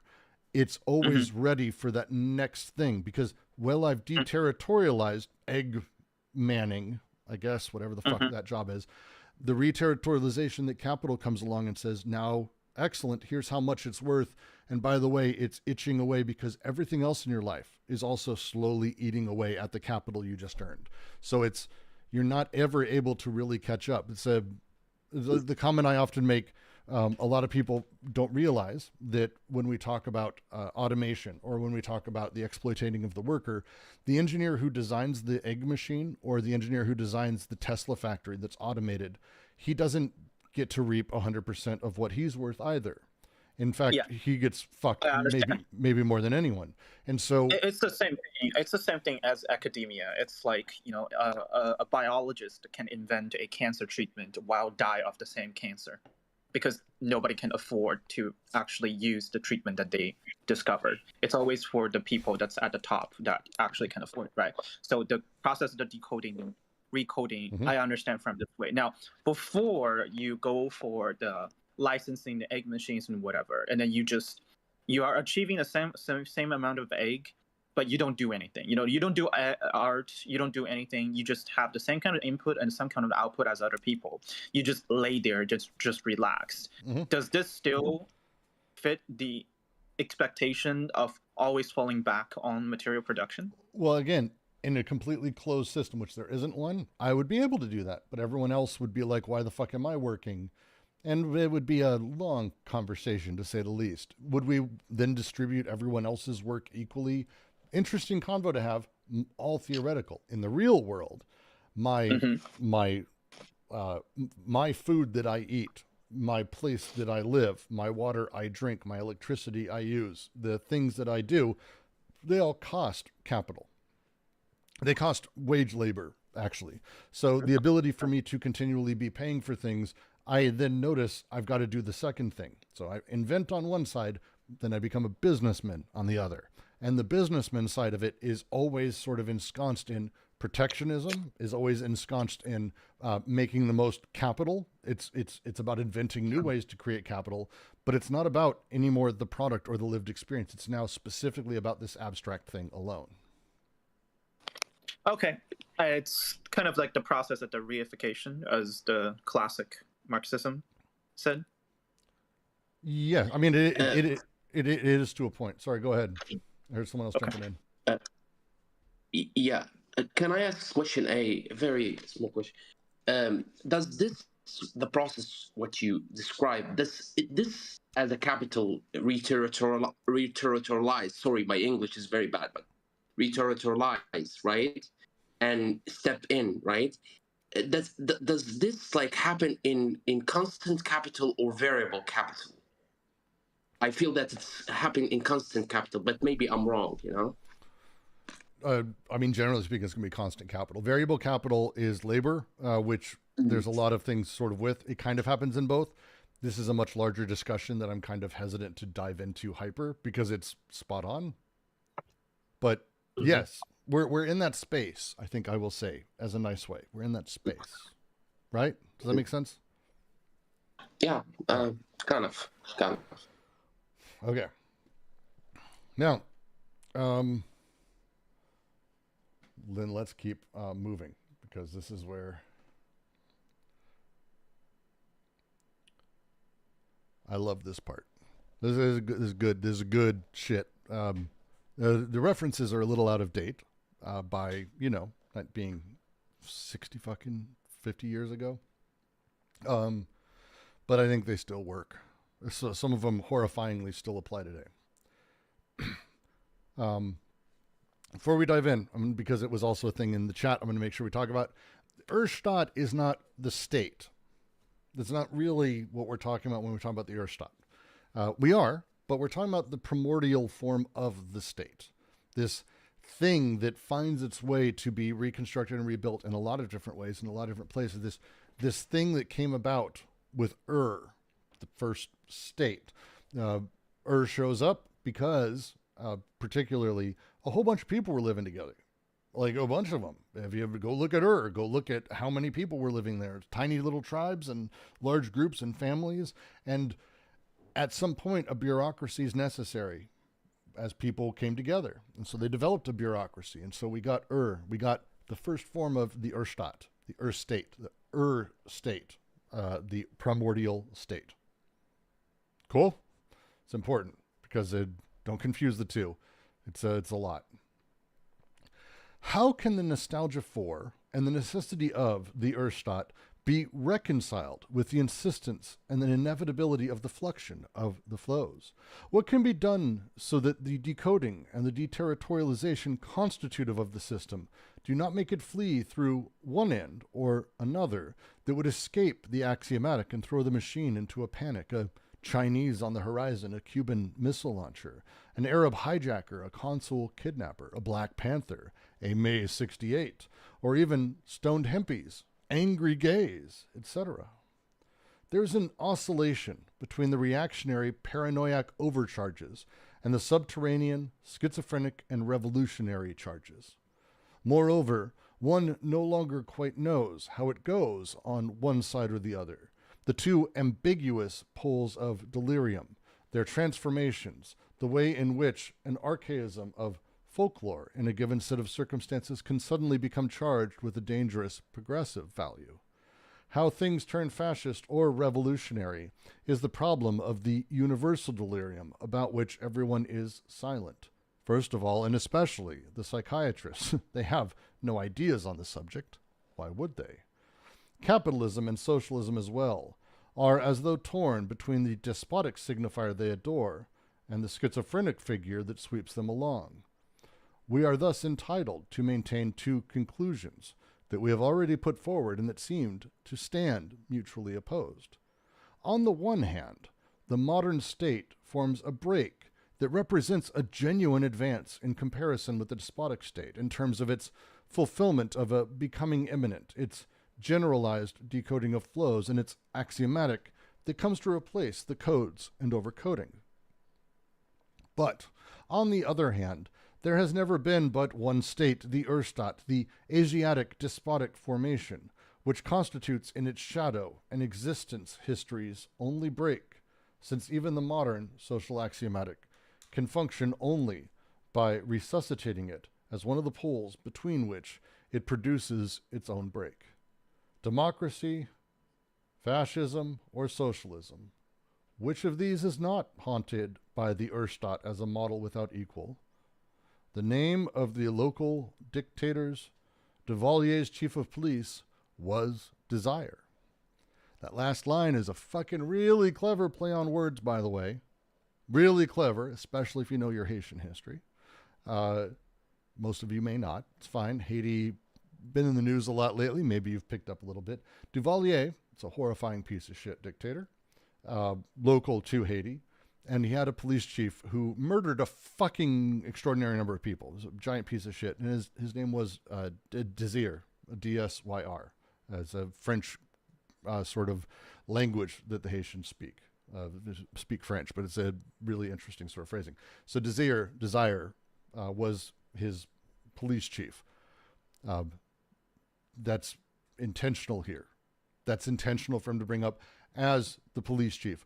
Built into the state is the way, the methodology of maintaining control over desire in this particular way, in the way that these things are set up.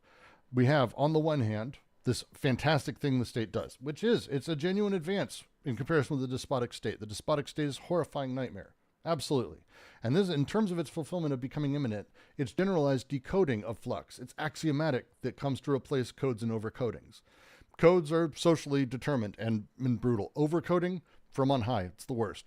Axiomatics, they apply rules to sets. Worth reading calculus and getting into sort of set theory and talking about that. But the basic idea is the rules that allow a thing to be part of and set a thing up condition the entirety of that set mathematically. Well, state does that. We have these now basic rules that determine sort of everything that comes out of it almost emergently. It's much better than coding from on high or coding socially prior to us being born that determine us as being this position or that position. But on the other hand, there's never been but one state. This is the Urstaat. The Asiatic despotic formation, I'll get into the language around that in a second, which constitutes in its shadow existence history's only break, since even the modern social axiomatic can function only by resuscitating it as one of the poles between which it produces its own break. This despotic formation, the city of the reason that this happened is because of water. It's an Oriental despotism, fantastic book from a guy whose name is incredibly complex and weird. I'm not going to get it right. It's like Fogelmeyer or something that I'm just going to fuck up. Doesn't matter.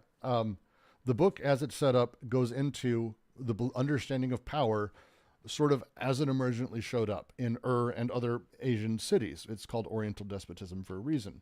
It's based around water. People need water to live. It's actually maybe more than anything else. One of the things that not only is really, really tough to sort of manage, but also it's the kind of thing you can't grow. I can grow food, but I need water to grow food. I can't grow water. I could catch rainwater, but that's fucking chance. How do I manage my water? Well, living by rivers, by streams. Well, how do we manage large groups of people being able to get enough water? Especially very large groups of people that you can't just have people walking back and forth with buckets. It's not how it works. So we needed aqueduct systems. We needed river systems. We needed irrigation systems. And these you couldn't just allow anyone to do anything with, because necessarily if I decide to do it wrong or I just grab all the water, I kill the river. The guy next to me down the road who's getting fucked, he now doesn't have any water for his crops. That sucks. Water kind of became this first thing. It's a really interesting book, by the way. Water became this first thing where it's like, oh, we actually need to have agreements on how we're going to set it up, and we kind of need a little bit of central planning. You're free to explain to me how we would do it otherwise, but I don't actually know. Take a look at California. It's a great documentary by Yasha Levine that's coming out on the pistachio specifically, and about how water there is exactly like this, being taken advantage by a handful of people who are using it for excessive personal profit, fucking everyone else. Water is weird like this. So the Asiatic despotic formation is that. It says this thing that showed up to manage water, to make sure everyone got what they needed, sort of, paved with best intentions, right? And now we have this thing of, even as I'm saying it, I'm giving you examples, you're probably agreeing with me. I mean, emotionally, you're like, oh, fuck, we need water. We fucking need water. How are we going to do that? Shit, we probably need central planning. You're free to tell me otherwise. By the way, you're literally free to explain otherwise. I would love to hear ways to do that. But that's the point. We decode flux. It shifts things now. It changes how coding and overcoding are received. It breaks them completely apart. But on the other hand, fuck, I need central planning for water. God damn it. And so necessarily, alongside all those axiomatics, we resuscitate the state. The Urstadt, this primordial state, is back again and brought back, resuscitating it as one of the poles between which it produces its own break. Democracy, fascism, or socialism. Which of these is not haunted by the Urstadt as a model without equal? And at the base, the name of the local dictator, Duvalier's chief, is desire. In there, always in there. Oriental despotism. Wittfogel, that's his name, Wittfogel. Fuck, really good book. Really fucking good book. And again, if you want to solve capitalism, figure out how we do water management at a large scale for 30 million people without having a centralized authority. Feel free. That'd be fun. It won't go well, but it'll be fun. California has been seeing a fire season to contend with the instance. Yasha Levine. Google Yasha Levine. You know what? I'm actually just going to see. Maybe, because I've been pushing his fucking documentary already. Levine, water, pistachio wars. Let's see. There it is. I really, really like his work. Generally has been good. Pistachio wars. Please take a look at it. Give some love. Buy it. I put a couple bucks towards supporting it as it was getting made, because I just adore everything he's done, really. And he's doing a lot of great stuff. His website itself for the program is amazing. Because it's the wonderful. There we go. I'll put that one in. Boop. And we will pin that message. What exactly is the desire part a play on words of? The police chief's actual name in Haiti who fucking murdered a bunch of people under probably one of the worst dictators Haiti's ever known, Duvalier. His name was Desire. So it's a play on desire. Desire is inside all of this. It's always a part of this. It's always around. And the state plays with it in these ways, controls it in these ways because desire is invested. I'm going to have to ask this question here since you mentioned the name play. Does nobody think that there's somebody named Sam Bankman-Fried is a fraud on cryptocurrency? Like, is there no interesting decoding and recoding things happening in there? Just curious. Well, I mean, Bankman. So the history of the Jewish people is fascinating. But when people came to this country and we couldn't pronounce their names, we basically gave them, or they picked a name or something that's more related to work. When your family's financial advisors and financial people, because usury, which is loans and banking stuff, was seen as dirty by white Christians, and so they pawned it off on Jewish people and got really I didn't know that. Yeah, I thought they'd like. No, it's actually really fascinating. Everything that all the right-wing Christians are angry that Jews are in control of is all stuff that Christians didn't want to be a part of because they considered it dirty. Oh my God. It's almost exactly like what I imagined, because I knew that there's something sketchy going on. My old boss, John Landau, he's a producer of Titanic, Terminator, True Lies. His mother and father, he was the first Jewish graduate of the major private school in Beverly Hills because his parents were Jewish people in entertainment.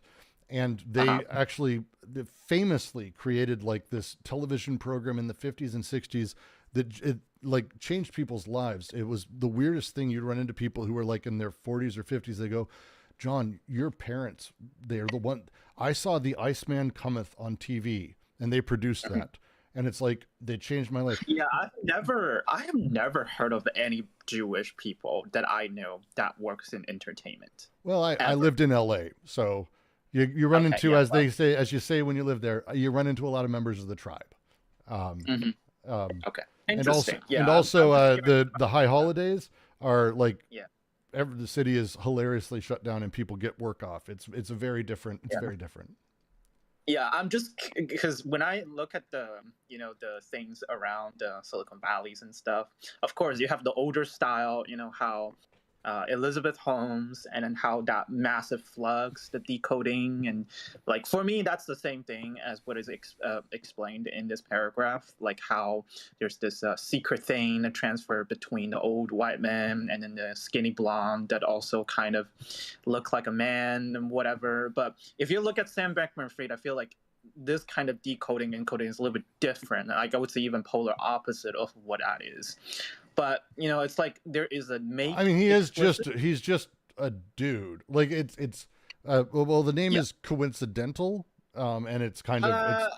I mean, I know some other people that's also of Jewish origin, and I feel like that's just my prejudice that is being projected. I would say so. I would say so. Thing. Yes. Yeah, but I do feel like there's something because interesting about just to mention the largest crypto scams ever are done by people in Southeast Asia, famously. Yes, I have heard of that, but I'm only talking about the way that it's being presented in the United States, or like how the mass populace consume this kind of events, not like the real, like. Honestly, I don't really know. Anybody could really know what the real scam really happened. But for me, I see that there's two different ways of, made explicit or made implicit, but also have the explicit clues that spread out everywhere. But for me, it is like two opposite end of whatever this paragraph is talking about. I wonder what you think of this. Because there is that kind of so here they're playing on the fact that the guy's name was Desire, which gives them a chance to sort of reintroduce and talk about how desire is what is pulsing through the state, that desire is in the state and is specifically, as the chief of police, desire is repressing. Like what they're trying to move away from is this conception that a lot psychoanalysis and a lot of people have, that there is this sort of, here's where desire stops. And after that, it's like just ideas and blah, blah, blah, which I have so many issues with. But The idea that the state, for example, is like this thing outside of us or outside of desire. They're like, no, this is all part of the same machinations. Desire's working through all of this. Desire's even the police chief of Duvalier, who's a brutal dictator, is kind of their point. Okay, I have more questions, but I'll ask afterwards. Jill asked, in the topic of organizing water, why 30 million people? California. Japan would be a good one too. China would be lovely. The point being, when you talk about complexity of a certain number of people and the varied lives that they lead and the varied goals of every individual one, how do you control water, get everyone water without centralized power? You're free to think about it. It's like genuinely an interesting process. It's Oriental despotism's about this very thing. There's a lot of ideas. Feel free to come up with some. But again, more or less, I'm trying to make the point. This is the challenge. There are Vegas as a city cannot exist without some level of centralized authority because of power, because of water, because of food. Hawaii has gotten itself into a place where they have, I think it's 10 days of food at any given time. So really hope shipping lanes don't break down. There's going to be pandemonium. And that's the thing people in Hawaii are aware of, by the way. That's not like me being serious. Like, how do you deal with that without centralized authority? And this is the other half of that. As we find ourselves in those moments of, oh my God, amazing idea, blah, blah, blah, and then reality dawns on us as we sort of fall back into centralized authority, the structures, the setup, these things. How do you do that? How do you handle that? Yeah. And so that's kind of more the point is these things exist not because, oh my God, magic, but instead there's material reasons these things came to be. There's material reasons these things maintain some level of function or position in this machinery, these machines. And then there's material reasons that we still apply them and bring them in. The way capitalism functions particularly is the deterritorialization, the breaking apart and shattering. But God, we don't want to get to a point where we don't all have water. We've got to bring in centralized power. What if? And like that, this is the oscillation between the two poles that they're talking about. It's the reason they use oscillation again. This is not saying, and it's one of the things, it confuses people when I say everyone's fascist. Everyone's got it in them. Everyone does. Because there's no like, oh, I'm only on this side. I'm only on that side. The reason they use oscillation is because it's frequency. And it's back and forth, and it's the overcharge and the charge. It is the way these things go back and forth constantly. And we do it too, all of us. All right, let me see if I can. Let's see. Those are the questions. Let's see.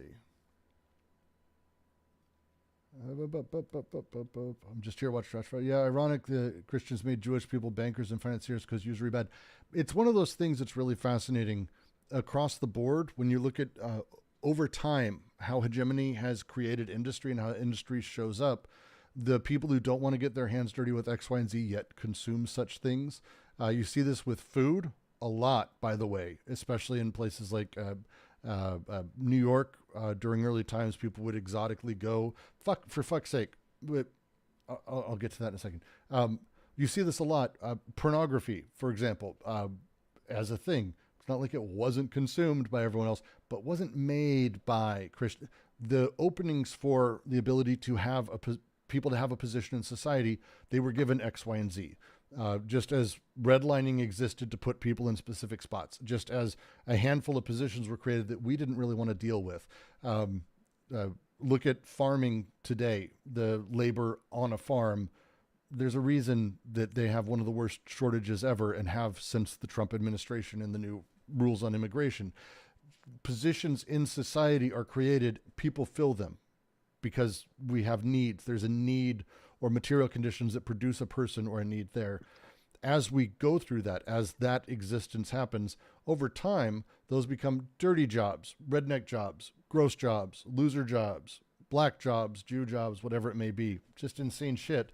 And we pretend we're above it. At some point, oh my God, there's so much money to be made there.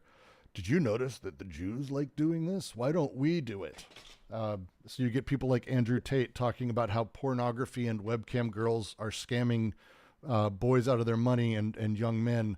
And they run a webcamming empire. That's how they made their money, and through human trafficking. That's how it works. That's the hypocrisy of it. That's the process of it, the judgment of it, this system. It's fucking wild, man. It's fucking wild.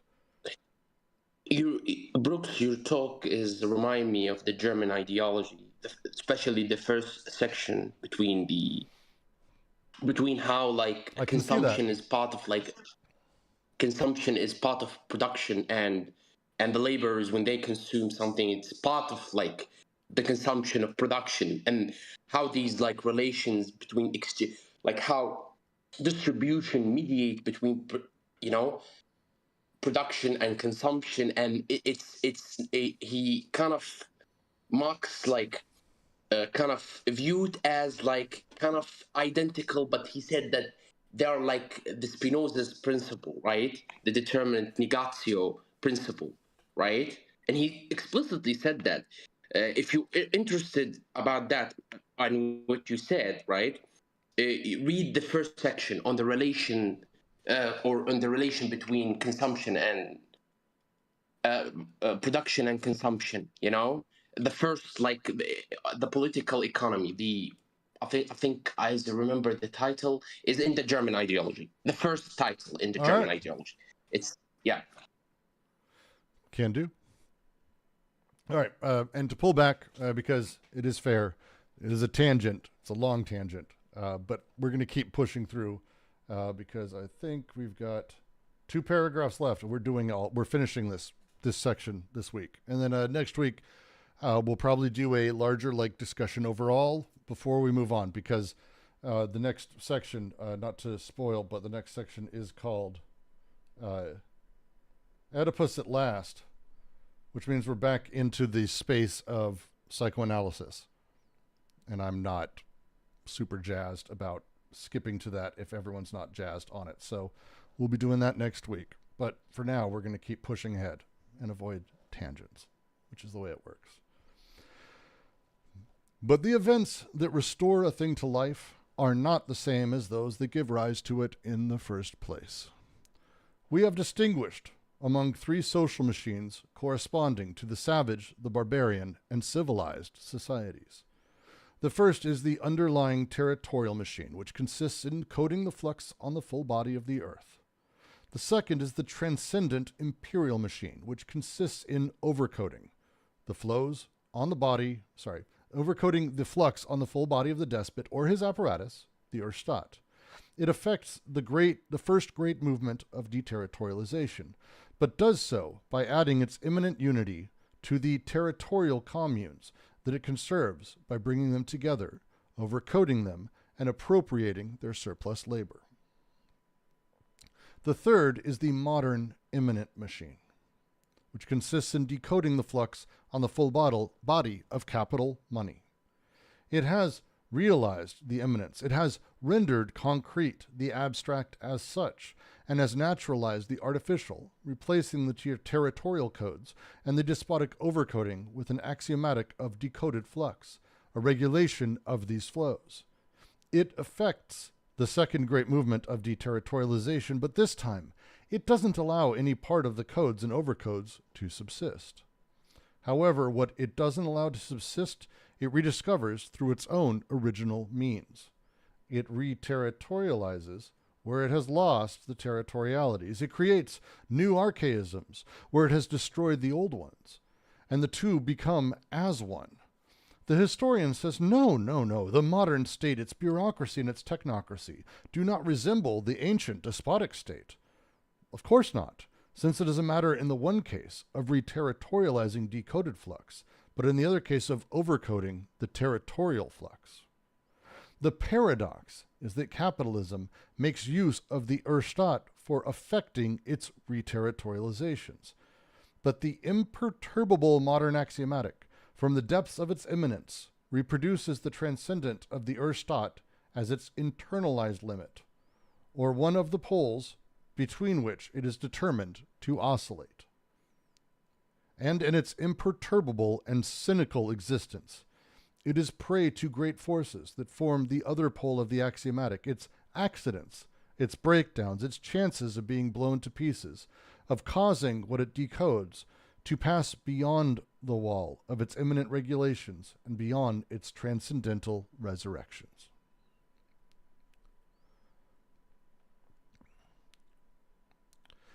All right.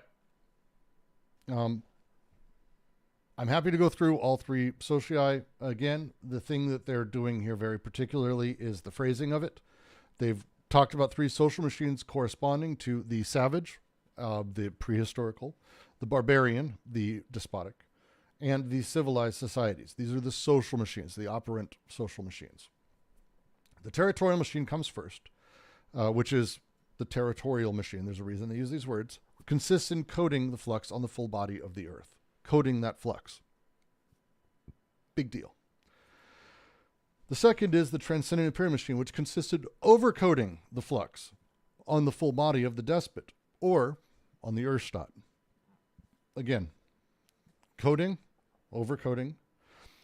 And this one, it affects the first great movement of deterritorialization, but it does so by adding its immanent unity to the territorial communes that it conserves by bringing them together, overcoding them, and appropriating surplus labor.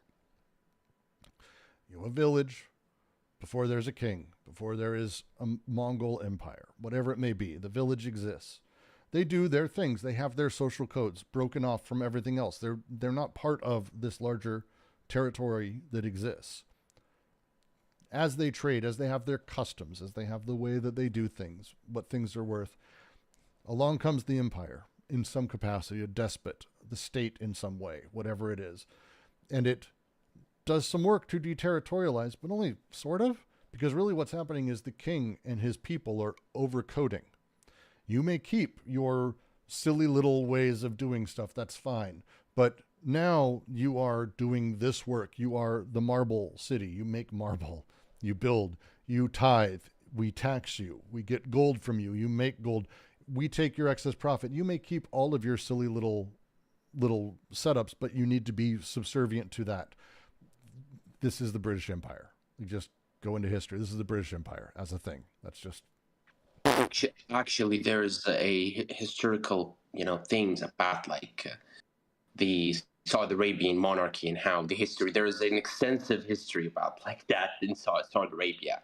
Oh, Saudi Arabia is a fascinating place. Saudi Arabia is amazing with this because the origin and the place of origin that they believe the first Saudi king came from and where it was founded versus where they've had to move it, and then also the building of Mecca and how Mecca has worked.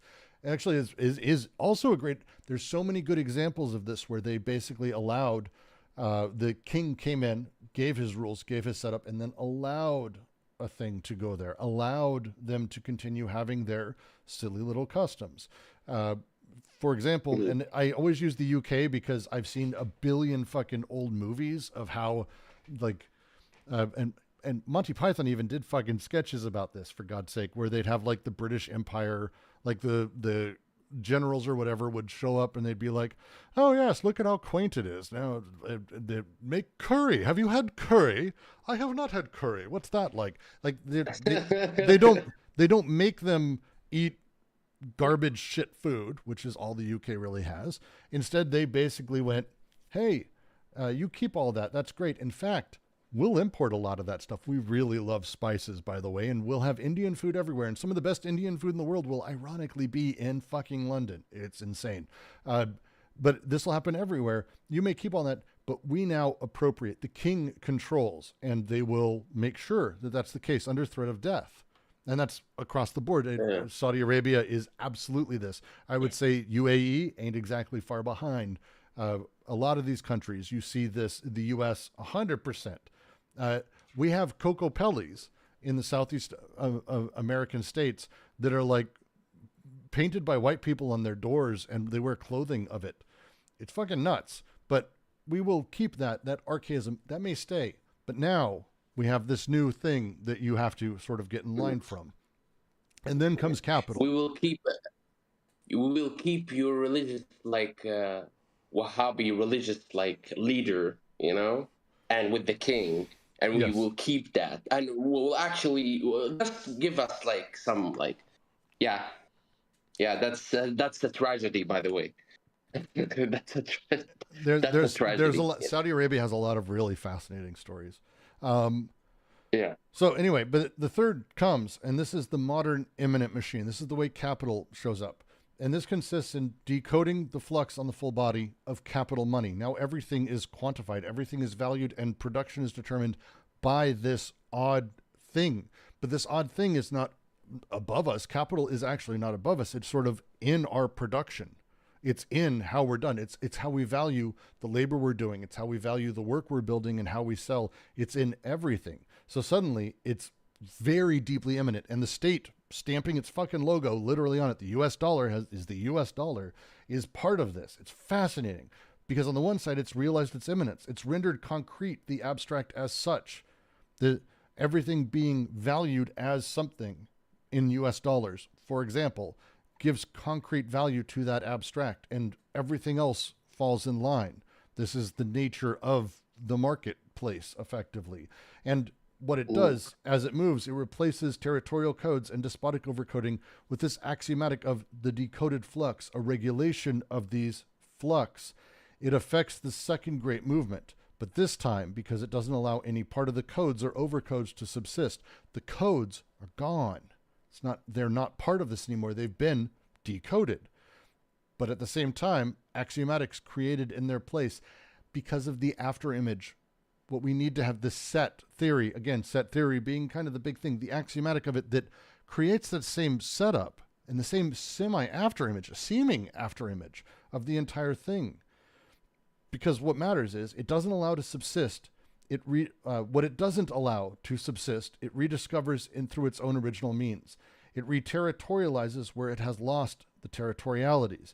It creates archaisms where it has destroyed old ones. The two become one. This setup, it is not that the modern state, it doesn't resemble it. After image. The stuff and the way it works is still almost identical because ultimately the old state, for them, it was a matter of overcoding territorialized flows. For this, it's re-territorializing decoded flows. The re-territorialization, the state stepping in and saying, here is actually, these are the guide rails, these are the rules, these are the setup, play within that. It's not coding. Coding is, here is what that is. No. Here's the guide rails, here's the rules, here's the axiomatic of the set. Have fun with that. Go as far as you fucking want with that, and we'll create another axiomatic if you go too far. Don't worry. And it continually pumps in that direction. Continually. It destroyed the old, indigenous distribution in these communities and transform it to another form that fit the imperialist. And it's not a completely bad thing. It's the end result that sucks ass, but it's not a completely bad thing. People aren't set to be, you are this person in this spot, in this social position forever. You are in this caste system. You are in this location. Here is the life you've been determined to have because of where you were born and who you're related to and the familial and social No, there's a lot of openings. There's a lot of space. There's a lot of potential. Of course, we collapse all of that again. So not great, but these are the actions of it. It allows the decoding, but it doesn't recode. It uses the axiomatic to create a lot of those same the same after image, effectively, the same setup. This paradox is that capitalism makes use of the Erstat for affecting re-territorializations. This is what the Erstat does. It re-territorializes, it creates that space. It creates those rules through the axiomatic. And this setup, and this is where we get to the final paragraph, in its imperturbable and cynical existence, it is prey to great forces that form the other pole of the axiomatic, its accidents and its breakdowns, its chances of being blown to pieces, of causing what it decodes to pass beyond the wall of its immanent regulations, beyond its transcendental resurrections. This is the battle that's effectively happening constantly within capital. And this is where we get to, finally, the question, what representation? What happened? Let's do it. Each type of social machine produces a particular kind of representation whose elements are organized at the surface of the socius. The system of connotation connection in the savage territorial machine, corresponding to the coding of the flux. I'm actually going to stop. We'll talk about each one of these. The system of connotation connection in the savage territorial machine. Connotation of, the example they give is a woman has a tattoo of a gourd, which means she's fertile and her womb is fairly spoken for. But it's not by this guy. It's not signed by a person. Instead, the person who's looking at it sees the connotation of her, the gourd, the people around, who else is looking at it, and everything in that. The connotation of things mutates the meaning of it. Connotation connection in the savage territorial machine corresponded to the coding of the flux. That's the first. Then the second, the system of subordination disjunction, the exclusive disjunction in the barbarian despotic machine, corresponding to overcoding. The king says this is the king's land. We still do the things we do, maybe even have the ceremonies we have, maybe do X, Y, and Z, but now it's overcoded. It's allowed to be kept by the king, but now the rules are over. We're no longer a village just as we are now. Yes, we've been growing pineapples here, but now we are the pineapple people, and we have to produce more and more pineapple. Overcoding, subordination disjunction, exclusive disjunction, either or, not either or, inferential. Subordination, exclusive disjunction.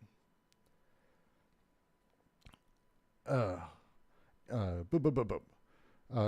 system of coordination, conjunction in the civilized capitalist machine, corresponding to the decoding of flux. Coordination disjunction is literally that, the networked meaning of all of the many pieces coordinated in a very particular way with the conjunction of them. As the result, the civilist capitalist machine, corresponding to the decoding of flux. Deterritorialization, the axiomatic and reterritorialization are the three surface elements of the representation of desire in the modern socius. So we come back to the question, in each case, what is the relationship between social production and desiring production? Once it is said, they have identical natures and differing regimes. This is what they had said earlier. Talking about different regimes, even though they have almost the same nature. Social production, desiring production. Social machine, desiring machine. Differing regimes, identical natures. Could it be that the identity in nature is at its highest point in the order of modern capitalist representation because this identity is universally realized in the immanence of this order and in the fluxion of the decoded flux? We'll come back to that. But also that the difference in regime is greatest in the capitalist order of representation, and that this representation subjects desire to an operation of social repression, psychic repression, that is stronger than any other because by means of the immanence and the decoding, anti-production has spread throughout all production instead of remaining localized in the system, has freed a fantastic death instinct that now permeates and crushes desire? What is this death that always rises from within but must arrive from without, and that in the case of capitalism rises with all the more power as one still fails to see exactly what this outside is that will cause it to arrive? In short, the general theory of society is a generalized theory of flux. It is in terms of the latter that one must consider the relationship of social production to desiring production, the variations of this relationship in each case, and the limits of this relationship in the capitalist system. This is the big final push as they make their way into finally talking about Oedipus, finally getting to the point of how representation works. Because this is the question. Could it be that the identity in nature is at its highest point in the order of modern capitalist representation because this identity is universally realized in the immanence of this order and in the fluxion of decoded flux?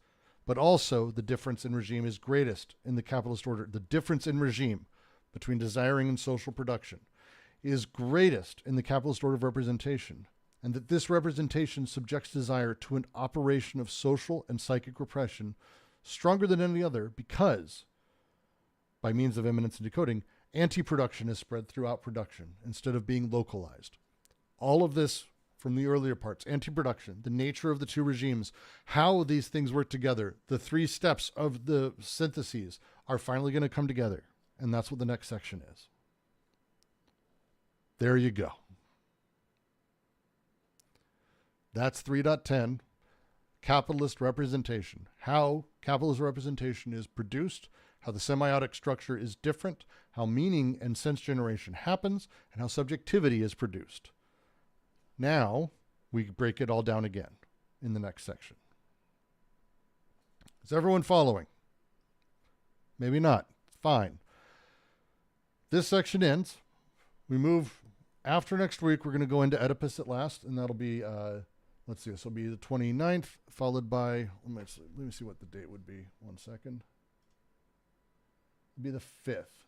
Good. We will do that then on 11/5. If I can, I may be out of town. Also, the elections that week. Oh, for fuck's sake. Oh, it'd probably be perfect, actually, to do it alongside the election. Jesus Christ. So we'll make this 11/5 and make our way through. I'm still working on this system. I like this, though. I think it works better. Trying to figure out how to do highlights and a few other things and link some stuff, but I'm generally pretty happy with it. So all of this, next week, what we're going to do is we're going to basically spend time going through this entire section, which is not a small one, to say the least. It goes from here all the way down to where we left off. Jesus, it's significant. It's a lot. We'll make our way through and spend a little bit of time with Marx as well. But I think that's going to cut it for me. At the end of the day, it's 2.5 hours. It's a solid fucking amount of AO. Any last notes or questions? Any last points of discussion? And then I'm going to end it with a joke I was going to tell earlier. Josh is, hello. Hi. I don't know. I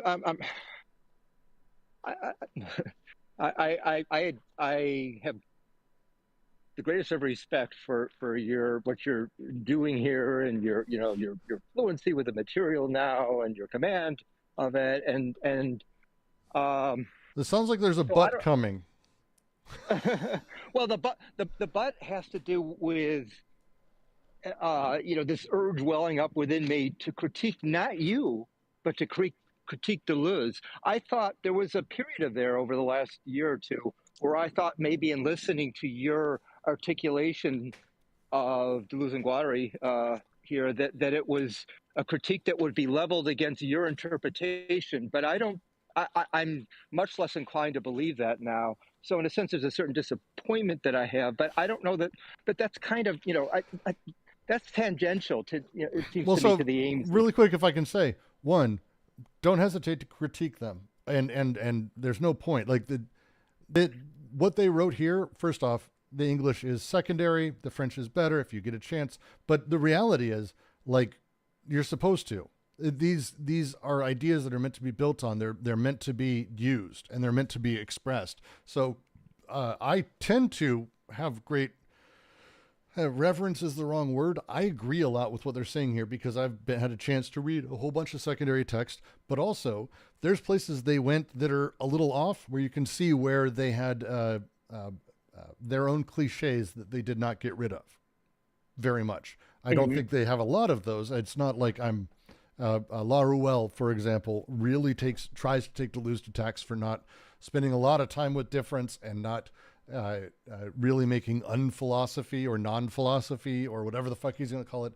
And mostly what Laruelle does is just what Deleuze does, just with slightly differently. It's not really that much of a huge leap. It's good writing, but it's not like it's some giant leap.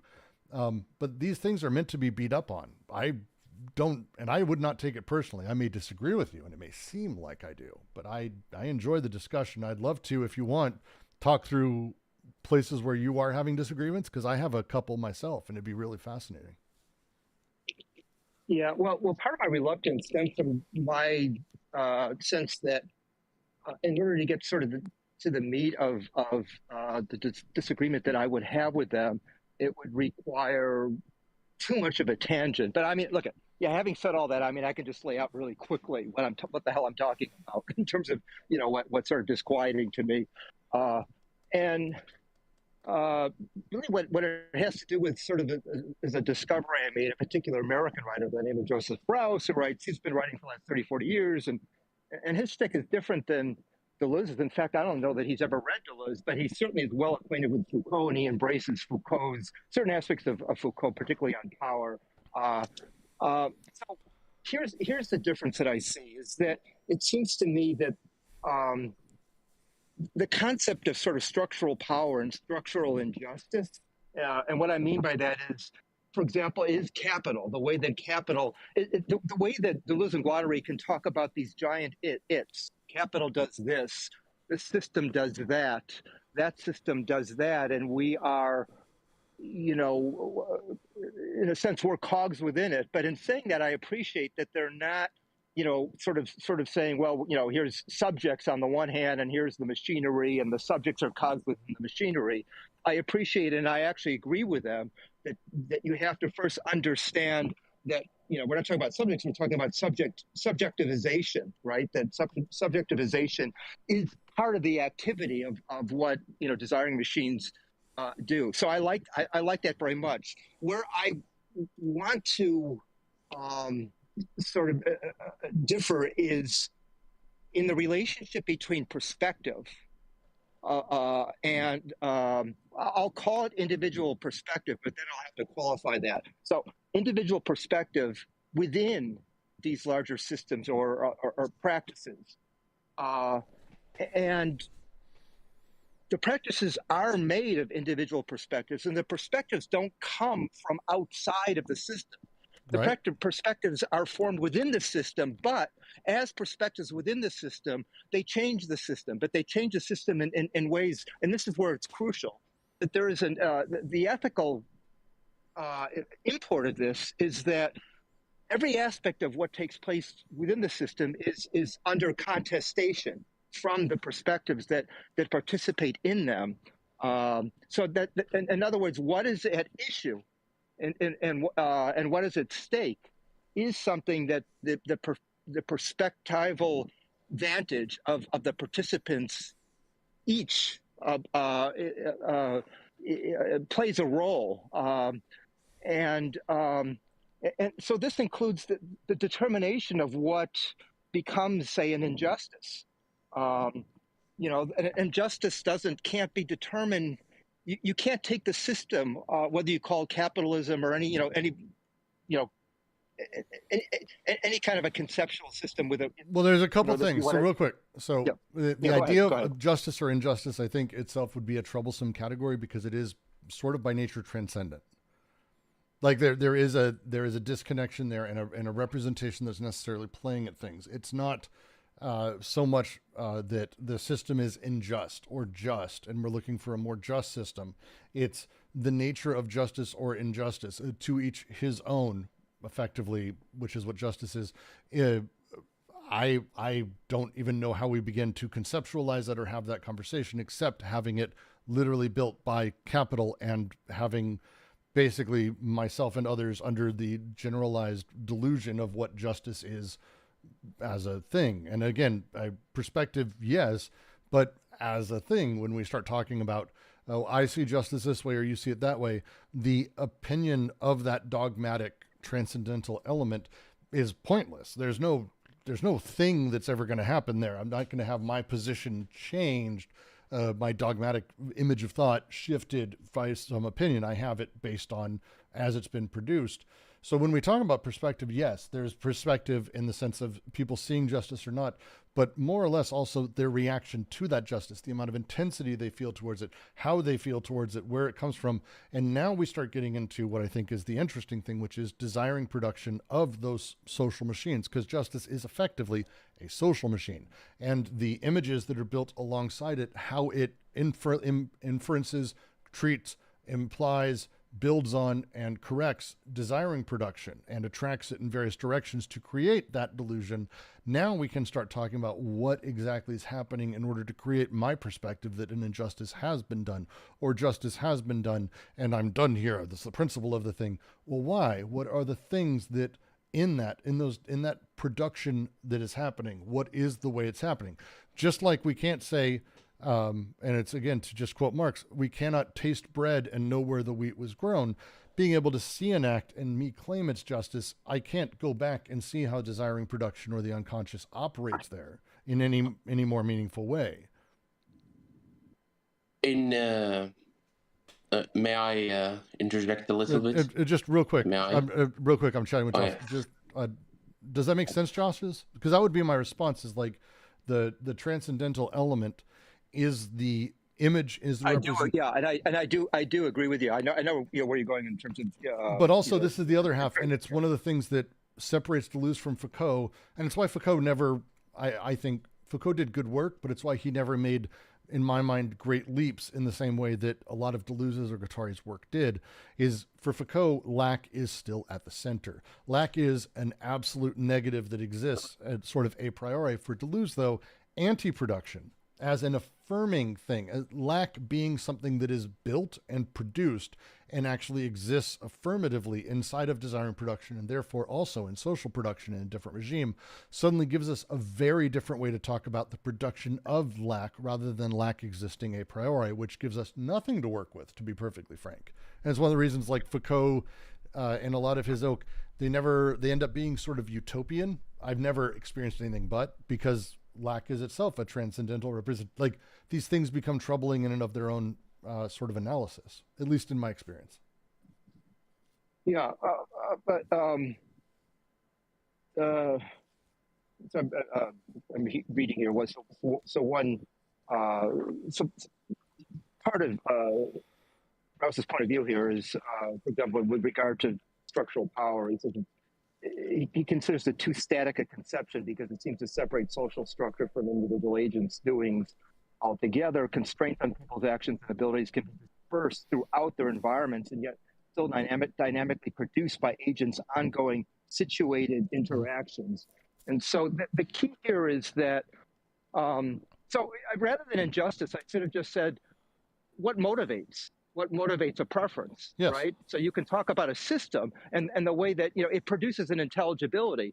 And according to that intelligibility, what constitutes a preference is already sort of established. Its conditions of possibilities and its vectors are what makes it conditioned possibilities. I would say. I would be very specific. Conditioned Okay. possibilities, because they're conditioned by the axiomatic which lays out potentials and possibilities in front of them. So yes. This is where we start getting into it's the way structure, and it's their take on structure is really weird in this way, because it seems to be that they're post-structuralists, but they're not post-structuralists. They're actually like neo-structuralists or some other fucking term for it. Let's take, for example, the structure of a border. Now, a border as a thing that is sort of experienced. Monkeys have borders, dogs have borders, sort of. We wouldn't call them that. They wouldn't call them that. The way that the structure exists, though, for a dog is smells and the ecosystem and other dogs.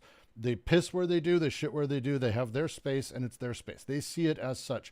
Now, that experiential thing isn't really a structure. It's the shape of a thing, though. And we can see that. We humans are weird, though, because we do call it a thing. This is my house, my property, my country, my county, my border, my area. Now, that structure that exists as a thing, it emerged from something, but also it's able to be transferred amongst things, because ultimately structure isn't itself really a thing. Structure is the process of production within something larger. That process is a thing that we're able to recognize, that we're able to sort of paint a map on top of, that we're able to draw a diagram of, for example, and we're able to apply to other things.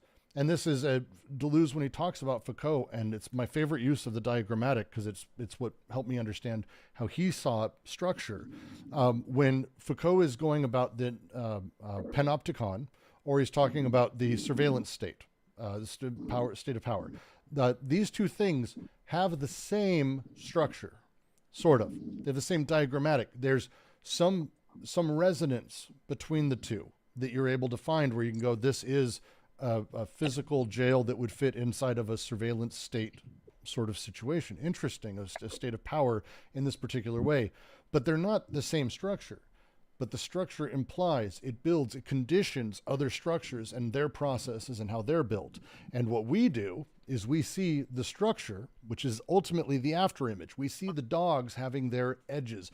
Oh, this is, well, Dottie doesn't like going over there. This must be the edge of her land. This is not the dog doesn't, we see this, we call it this, we talk about it like this, and the language we create conditions it like this, because it's the nature of the axiomatic to do this kind of thing. So as the structures sort of play out in Deleuze and Guattari, it's not that the structures exist as a thing. Capitalism doesn't really do anything, but capital as a production system creates a type of production and manages and conditions production in very particular ways because of how it falls back on itself. That's the difference. So, yeah, right. So it's practices, right? It's material and discursive practices that, you know, and we're a part of. These are real systems of practices. That's what the world is made of, is the discursive and material practices. Well, right? sort of. Yeah. So the world's made of social machines and desiring machines.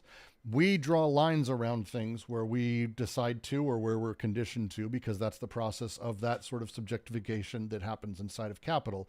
But it's the old thing of the lines are themselves meaningless. Yeah, but that's what I'm saying, is that another way of looking at it is that it is not something that takes place within capital, as if you've got this Gestalt system and then which and the individual is just a variation within it. Instead, the perspectives, the vantages of the individuals, which again are vantages within practices, discursive practices. But they're vantages conditioned by capital. But capital is conditioned by the perspectives also. It's got to be two ways. And if you make it two ways rather than one way, then you can't simply say that the preferences are being dictated by the system. If I can, are always, do you want me to? They're always under.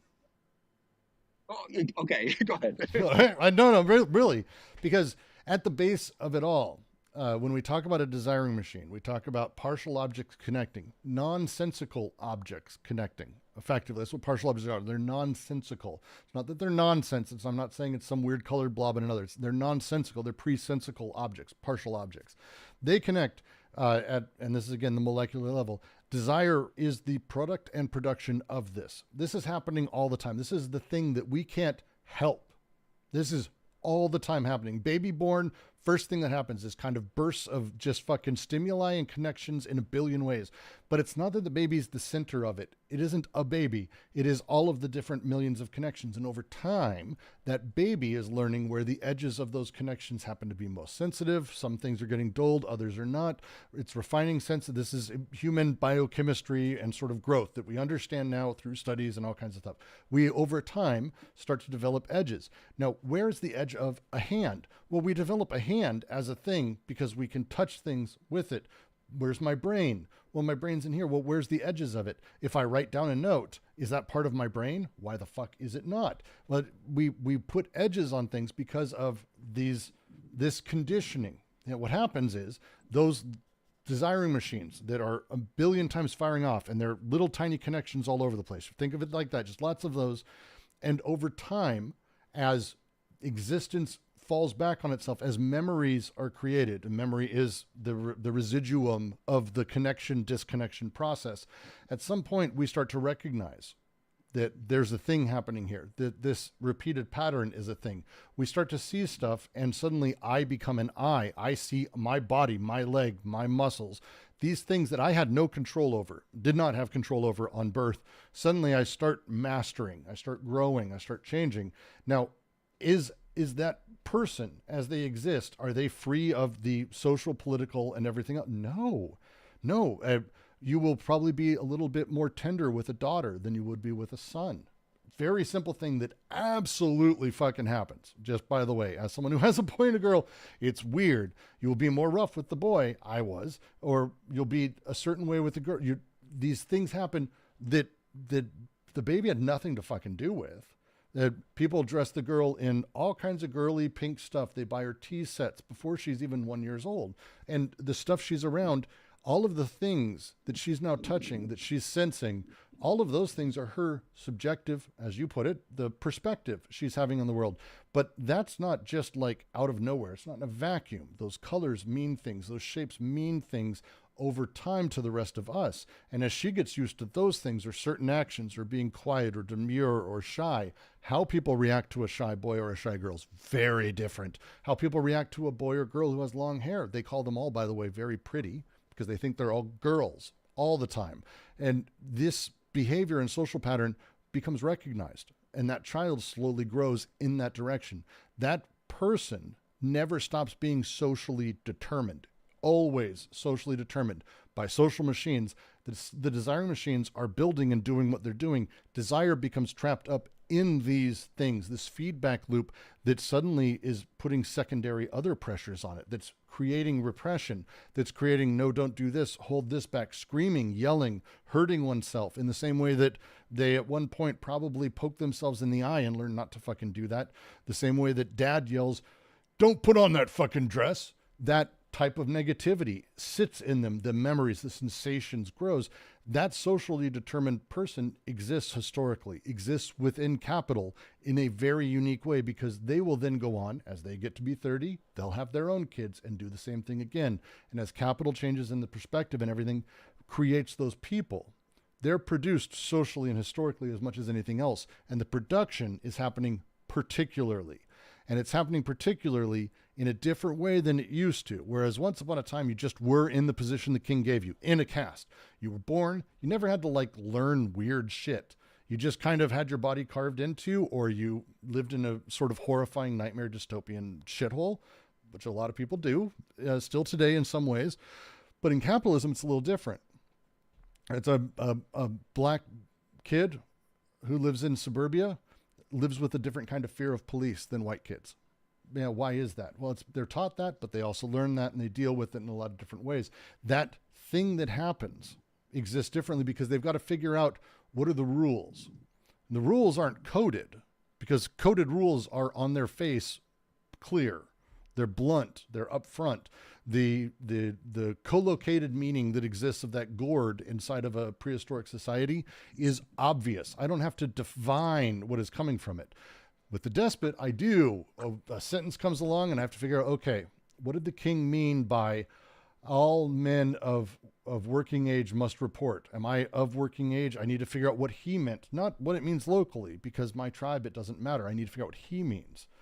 Well, now we've moved completely beyond that into capital, where I have to figure out what meaning is with each of these things. And it's kind of through this axiomatic process that I'm able to define boy, girl, man, woman, female, male, gender, poor, rich, where I'm allowed to go, how I'm allowed to go, what it is. But none of it is hard-lined. None of it's completely safe. It's fungible because it's axiomatized. Just like in calculus, where the rules can be added, we can also take one away. As we kind of learn stuff, we will add constant rules, more and more and more. And suddenly it's like, what does this mean? It doesn't matter, because that's not what we're going for. We're going for rules, stability, production, maintaining capital as a thing. Now, why is that? It's because everything's been turned into a quantifiable little bit. Everything's been turned into the tiniest bits it can. Even right now, as you're listening to me, everything is literally bits that you're listening to right now. The bit that is a lot of them, there's a kilobits going through right now, megabits if you're watching on video, but every one of those bits doesn't have any meaning itself. It's fungible. They change meaning because of who's saying it. Every pixel you have on your screen, every little bit that's coming out of everything, this shifts. The bit's not where the meaning is. It's not the same as a rune. It's not the same as a rock. It's not the same as a symbol. Now everything is interchangeable because everything is broken into its tiniest parts, because everything needs to be quantified. Things are better or worse because of higher numbers, higher quantification, better quantification. That quantification means less or more, means I am less or more. It gives us a very particular goal process, a very particular type of growth that we need to be hitting constantly within capital. And that's the only thing that matters. It's the only thing, because everything is broken down into how much am I getting paid? How much am I worth? Can I keep going? Because death is alongside us with every choice. If I decide not to work, I don't have the money right now. My family does not have the cash. If I decide not to work, I will be homeless. That's actually really bad for me with 2 kids and a wife. That's not good. I need to be working. That threat is waiting there always for all of us all the time. Everything we do. And so with that threat of death and the quantification of everything imminent to all of our production, all of it is conditioned from the start, from the get-go. Everything is emergently conditioned from this all the way up. Now, how we can fix it is because all of it is emergent. If we can figure out where a thing turns left instead of right and why, the thing that affected it, the thing that drew that line, where it was, and help continue the process of decoding, they would say this is good. If we can avoid that, well, we really need to be safe about it line, central planning all the water, for example, which I'm not sure what the fucking answer is, but be reasonable. We don't want to be crazy here, right? That kind of sentiment is always built into everything. How do we counteract that? How do we allow ourselves to exist in a place where that's not the case, where repression isn't that, but also that those who do find the breaks and the flux and are able to have these moments of genius inspiration are also not lost to the wind and put in asylums and broken by society entirely, because they are. That's where they end up. So how do we find these ways to be without the full oscillation? Sorry for the long thing. Apologies, Josh. Jesus, I do it sometimes. Sorry. Well, that's okay. Yeah, it's really, so much of what you're saying resonates with, where I was going here. So I'm thinking in terms of, so if you start with sort of the biological aspect, you talk about a human being as a self-organizing living system with an autonomy. Now, what does that autonomy mean? But we don't start with that. Cartesian. Well, let me just finish the thought. All right, cool. Okay, but all right, but if you say, what does that autonomy mean for, say, people, recent approaches within biology? It's a system. It's a loop. It's a organism-environment interaction. It's not an autonomy of an inside. So if you say that's one type of autonomy, and in other words, there's a sort of normative needs of that organism. Bacteria, they need a sugar gradient, and they're attracted. So their world is a kind of a bubble whose values, whose very appearance is defined by the normative needs of that organism in terms of its environment, its interaction with the environment. Okay, now let's get to sort of the social level. For example, 2 people that are dancing together. Now you could talk about that in terms of a social autonomy between them. There's an autonomy which is neither the autonomy of either individual, but it's a new type of autonomy. It is a bona fide social autonomy. But then, if you go back and then ask the question, well, what really differentiates the so-called social autonomy, which is neither just it's not something additive between the 2 individual autonomies. What constitutes the difference between that and the so-called individual autonomy? So you have to go back and you have to ask, aren't those individual autonomies already, conditioned within a larger social autonomy? And Deleuze would certainly say yes, and certainly the Joseph Browse, the author that I've been interested in lately, would say the same thing. So we're really talking about I think in many ways it's just a subtle difference. They're really on the same page in terms of recognizing that even when you talk about so-called the individual autonomy's perspective, advantage, it is never, ever divorced from, it is always within, the larger, social autonomy, the relations of force and such. It's just a matter of when, say, individual needs, for example, within capital, whenever you start with a question of need, and you relate it to the requirements, the axiomatic requirements of capital, yes, I would want to say there is a differentiator there, and that's where individual advantage or perspective comes into play. Whereas there's always the question of what is at stake and what is at issue, and it can never take you back to capital without changing the criterion of what capital means. So there's got to be this dynamic redefining of the sense of the concept of capital whenever you're dealing with any individual who then is operating on the basis of their needs, which well, this is why, know, but this is expressly yeah. why they talk about the two regimes. Because when we talk about the individual actually is not really an interesting category to them. Break it down further. There's the molecular, the parts that make us up, and then there's the molar, the parts of which we are a part of. And they have lines like that I love, we are all molarly heterosexual, but molecularly homosexual. It's not saying that we're all straight or we're all gay. It's not their point. But their point is that naturally, internally, we are connecting within ourselves, and externally, we're connecting with others. We are connecting with, like this type of thing that happens has two sides. It is the molecular and the molar. And these two regimes come together in ultimately, as I would say it, they come together in the individual. And so when we have these things, like we talk about the class interest of a person, for example, their racial interest, their working class, blue collar interest, whatever it may be, these interests are molar. They are. They're how I belong in society and how I see myself. And these things can be tricked. They can be played with. Desire, however, the molecular can't. And so as we get into this, and it's going to be the important distinction, I'm not trying to jump too far ahead, but with chapter 4, the move they make where they talk about the subject groups versus subjugated groups, where they say the ability for a person to not necessarily or to be tricked by this process is not one of ideology where desire's trapped and tricked into going some direction. Desire does as it does. You work as you work. But socially, having a class interest in a certain way, these representations can fuck with us in a lot of ways.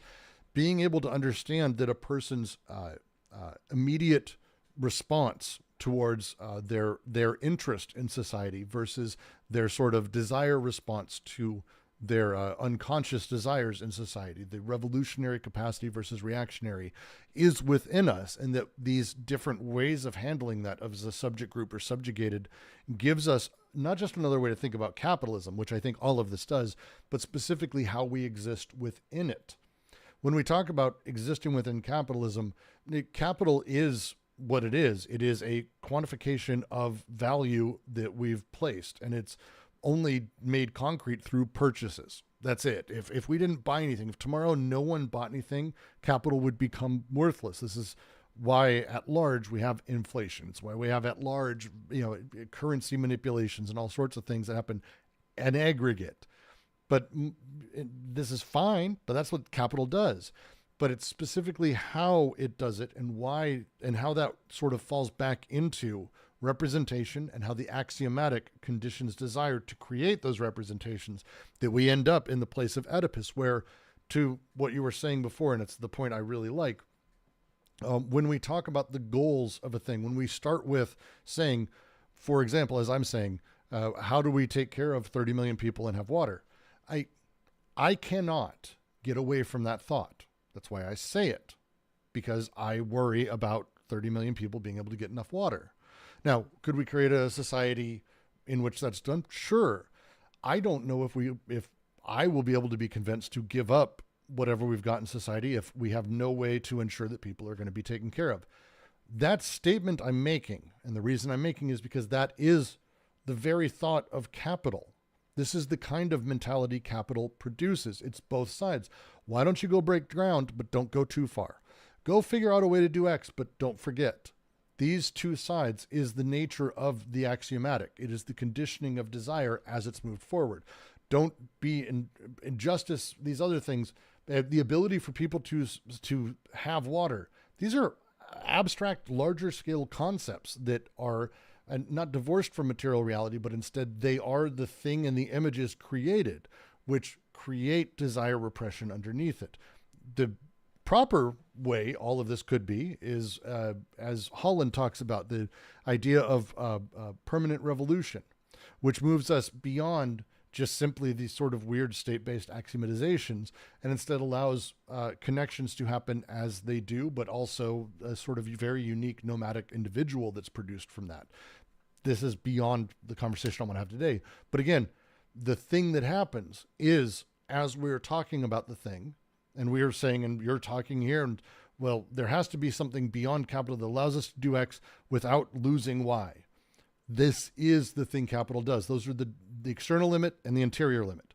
We've got to be able to break free of this without having a bunch of people die. Well, is there? Like, is that the way to think about it? Because immediately doing so, we're talking about it in terms of the capitalist axiomatic, right?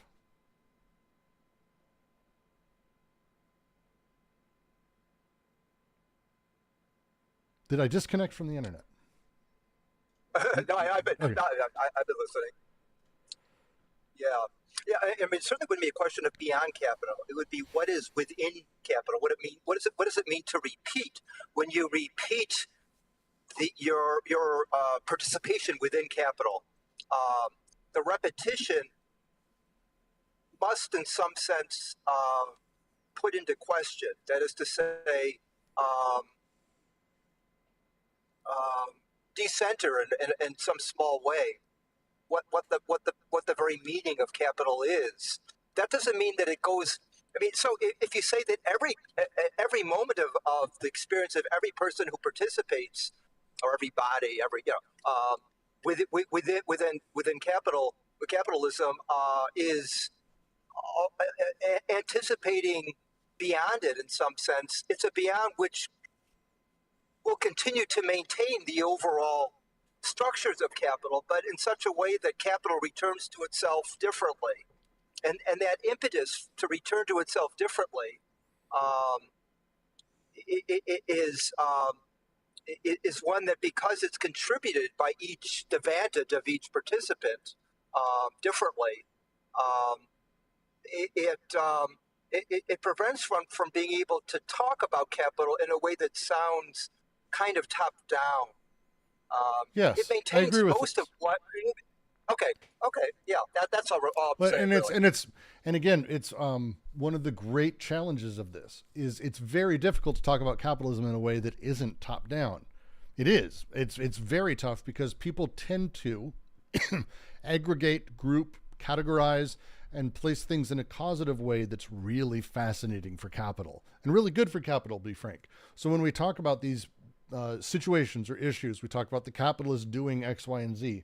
It's why I do go back and I try to remember, and even I fuck it up, but it's the that they use for the Elon Musk or the Jeff Bezos or the billionaires of the world. They're capitalist eunuchs because they don't have desire of their own. They are in line with the social machine. They are doing as the social machine does. And it's not that the social machine's controlling them. It's that their parts are so deeply integrated, as if they were the child in Snowpiercer, the small child in Snowpiercer. If you haven't watched it, I've ruined the movie for you. But like, that is just, you're part of the machinery. That's how it goes. Get used to it. And they do. And their flux is with it. So when we talk about that, it's very hard not to say, well, that happens at the top, because we talk about the people who have most money being at the top. We talk about the people who are poorest being at the bottom. We have a hierarchized way of talking about capital. It makes it very difficult. But I'm with you on all the rest of what you said. Yes.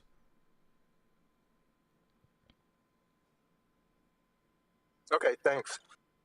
Yeah, I like that. It was a fun, we should find some time, actually, if you're up for it in the next week or two. I'd love to actually spend some time really talking through possibilities and what it means, because it's one of the things I like AO a lot. I think this book's deeply important. I think ATP also, but in a different way.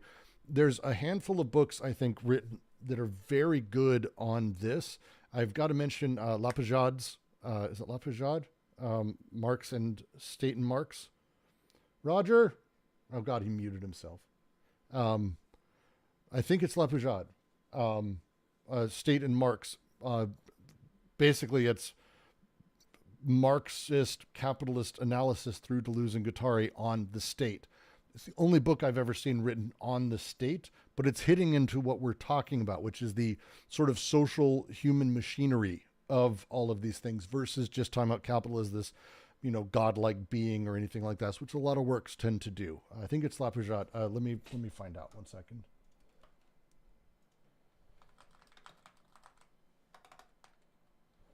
State and Politics. Nope, it's Sébertin Blanc. Fuck. Goddamn French people screwing me up all the time. I'm posting it in the Discord. Sébertin Blanc. fucking really great book. Lafayette wrote another one I love. That's my fault. Ignore me sometimes. That's 3 hours. Fuck this. Okay, that's it, everyone. Jill says, some of those individuals purposely act as representation of what they think capital might want, but they're still eunuchs.